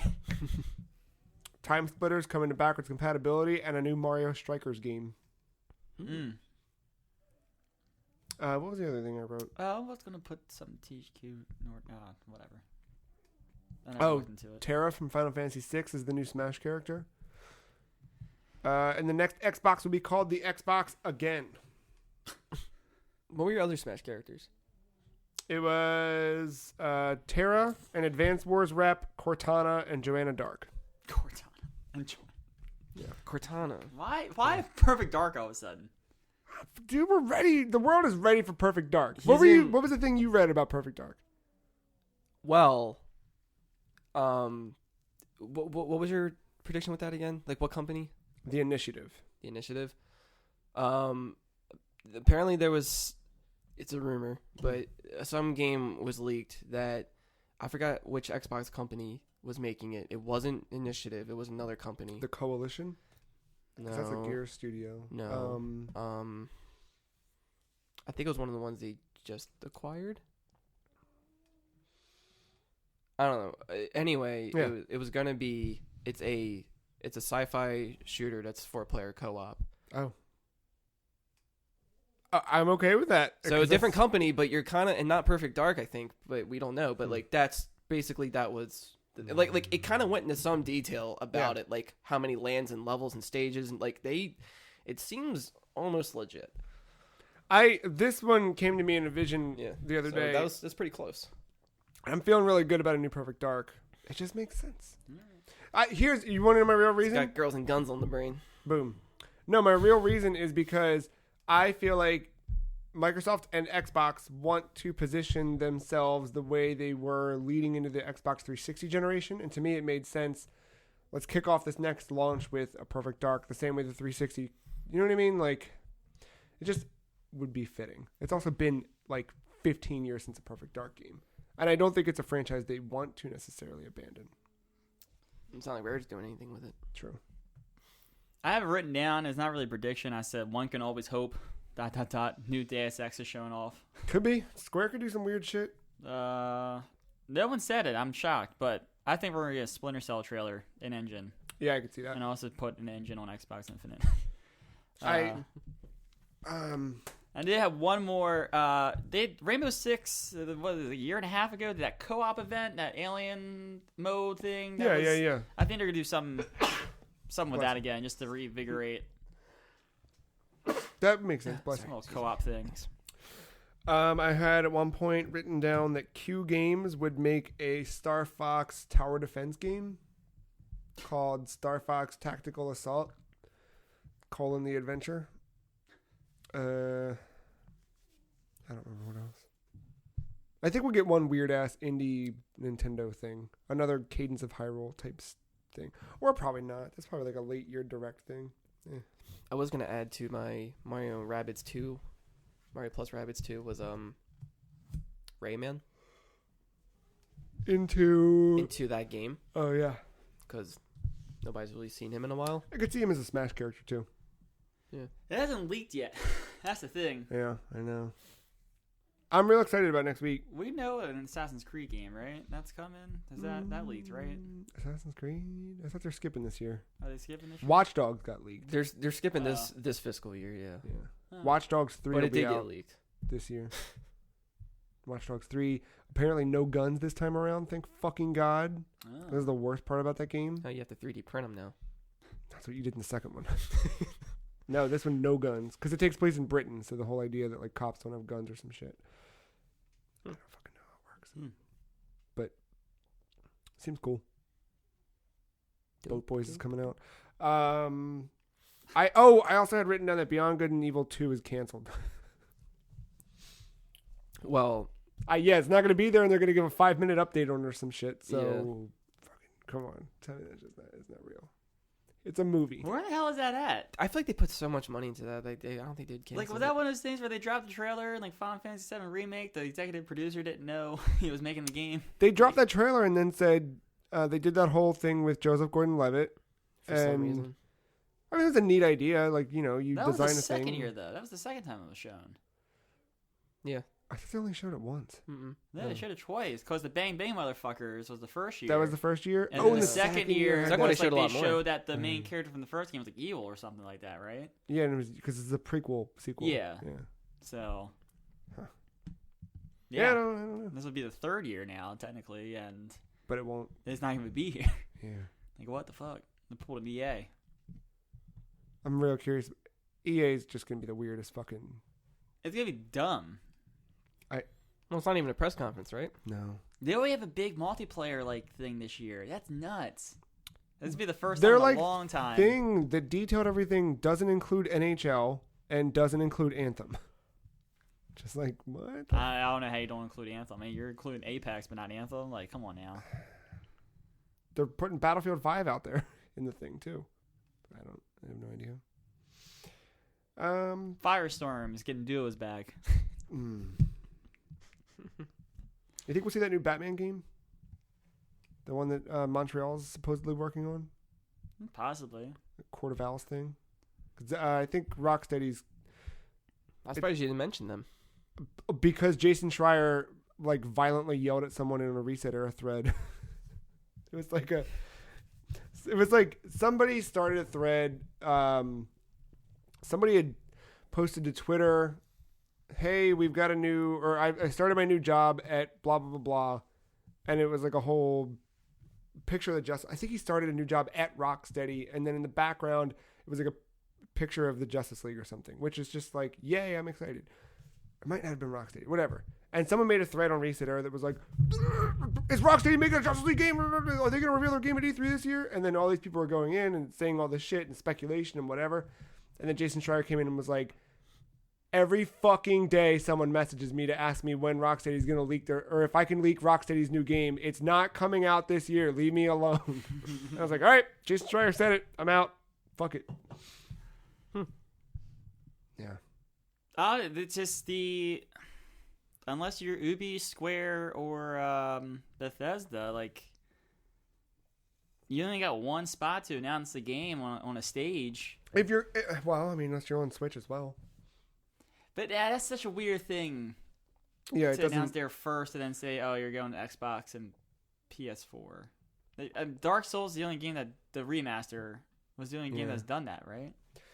I'm sure there's been a couple other indie games and stuff, but yeah, I mean, like big things But that yeah, we think about. yeah, indie game, sure, but like AAA, like anything from Activision Blizzard, like I think want to announce first on. Yeah. That's just, it's weird. And I thought for sure by now we would hear about PlayStation doing a state of play at some point. Yeah, I don't think it's and happening. It's too late now, I think. I mean, they could always say in the next week, here we are, but I really doubt it. I feel like that was why we saw the one. Death Stranding was the... Death Stranding was their big play. I mean, otherwise it would have been The Last of Us, and that's supposedly not happening. Yeah, that would be saved if they do a... Because the only other thing that PlayStation could show is a couple VR things, and then... Tsushima. Right, and if those games aren't ready to be released, then what's the point? Or shown. Yeah. Or you'd show third-party stuff, which... What benefit does that give? You know what I mean? I mean, the first on PlayStation stuff, like they could easily go up there and showed off a gameplay segment of Modern Warfare and say, "Hey, look, it's back." They could. I wonder if that even, with Xbox seemingly being focused on the next generation of things, it seems like the people watching it are going to be watching Xbox for whatever's coming down the line. But PlayStation has such a grip on the market that they might not need, or it might not need. That, you know what I mean? No, if a big third-party game's coming out and people are already own a PlayStation, they don't need to watch E3 to know to buy it on their PlayStation. I mean, they probably it's weird. It's a weird... Probably last year's thing was like a pilot for PlayStation, and then people came out saying like, what was this? And they're like, all right, well, fuck it. We don't... Yeah. I really don't think they're going to be there. There were reports of people who work at PlayStation saying like you know, like if you're not happy with us like giving a lot of focus to our primary first party games and showing off a couple third party announcements, including the Resident Evil 2 remake, like, all right, then fuck it, we won't have to do this. Oh, what do you think Capcom's big January game is? That's got to get shown off, right? Blank. No, it won't be Resident Evil. That'll be the next January. Is it gonna be Dino Crisis? Or that'd be weird. I don't think they will. What's that other one they had that was way back one? Something due for a reboot. I feel like it was like the switch between Resident Evil and Dino Crisis. I don't remember anything else. There's a third I can't think of. Oh shit! I played Sigil also. I should mention that. Oh yeah, just sorry. I mean, we're coming to a close here. Back to now playing. Yeah, I played a little bit of John Romero's Sigil. It took me, I would say, 30 minutes to get the controls to fucking work the way I needed them to. All right. It was a mess. But Ben told me to try it out with controller support, so I did. It's a mess. So he sent me what he had done, because he said it took him 30 minutes to figure out how to get it to work. It's fucked up. When I plugged in a controller and unpaused the game, my character was spinning in a circle and staring at the floor. And I had to hold L2 to get him to raise the gun, and it was still spinning, and nothing I could do could make him stop spinning. So I unplugged it, did mouse and keyboard, except it didn't have native mouse and keyboard support because it's Doom, so you had just, where you're using... the arrow keys and... I fixed it, got the WASD working, and we're good. It looks cool. I got halfway through the first stage of it. It's Doom, but it's... Not Doom. Dark and weird and fucking covered. All the walls are covered in... As soon as you start, everything's covered in blood. You're in this fucked up pentagram room, and the things that throw fireballs are just throwing fireballs at you. 5 of them. Each at one of the points of the pentagram. Got it. Sigil. I'm going to go play some Parasite Eve, I think. Or something. I don't know. Next week is Electronic 3, so we'll still have a traditional-ish episode that goes up. That'll probably be what we've been playing in the last week. And maybe... Oh my god, they announced that girl and Poe for Mortal Kombat. I can't believe it. And then from there, it'll be E3-related podcasts for a few days before we get back on track with a regular one post-E3. Until then, happy E3. Make sure you go to thefreecheese.com. We've got another episode of the Chaos Chronicles up. As of last week, we got through Knuckles' adventure. This coming Friday, you get your next peek into Overcooked as we edge closer to the final world. I think that's it. Got a couple articles going up on the website. You know, those word things. Of course, we're on Apple News as well. If you want to subscribe there, read it all on Apple News and check that out. Have you done that? We got a cool special format in Apple News too. Fucking black backgrounds with white text. I'm talking dark mode, Matt. I'm talking dark mode. What else? Twitter. Free Cheese is at Some Free Cheese. Marc is at Og_Mental. Matt is at Matty Ice 131. I am at the Free Cheese. Free Cheese Wrestling is at Free Cheese FCW. You want to follow that account because we got another pay-per-view fucking chugging along on the way for your eyes. TheFreeCheese.com, podcast TheFreeCheese.com. Thanks for hanging out. Thanks for listening. Send us your predictions if you want to immortalize yourself in the Free Cheese fame and see if you get it right. That's all I got. You guys got anything else? You guys got big plans this week, video game wise? I need to play the MK11 story mode. Yeah, it's a good story mode. Keep working my way through that Dotes jungle. They made some cool little tweaks to that. Definitely want to play Astrobot and The Hunt. Showdown? It's on preview now for Xbox. Yeah. So after watching Swamp Thing, I'm like itching. Mm-hmm. Itching for The Hunt. That was on preview? Mm-hmm. Not crossplay, is it? I don't know. Probably not. Probably not. I'll creep on it, though. I'll find out. Either way, I want to play that game this week. How much is that? After watching Swamp Thing. $30. Nah. I'll sink $30 in that game again. I could fuck with that. Until next week, we have been The Free Cheese. This has been The Free Cheese episode 302.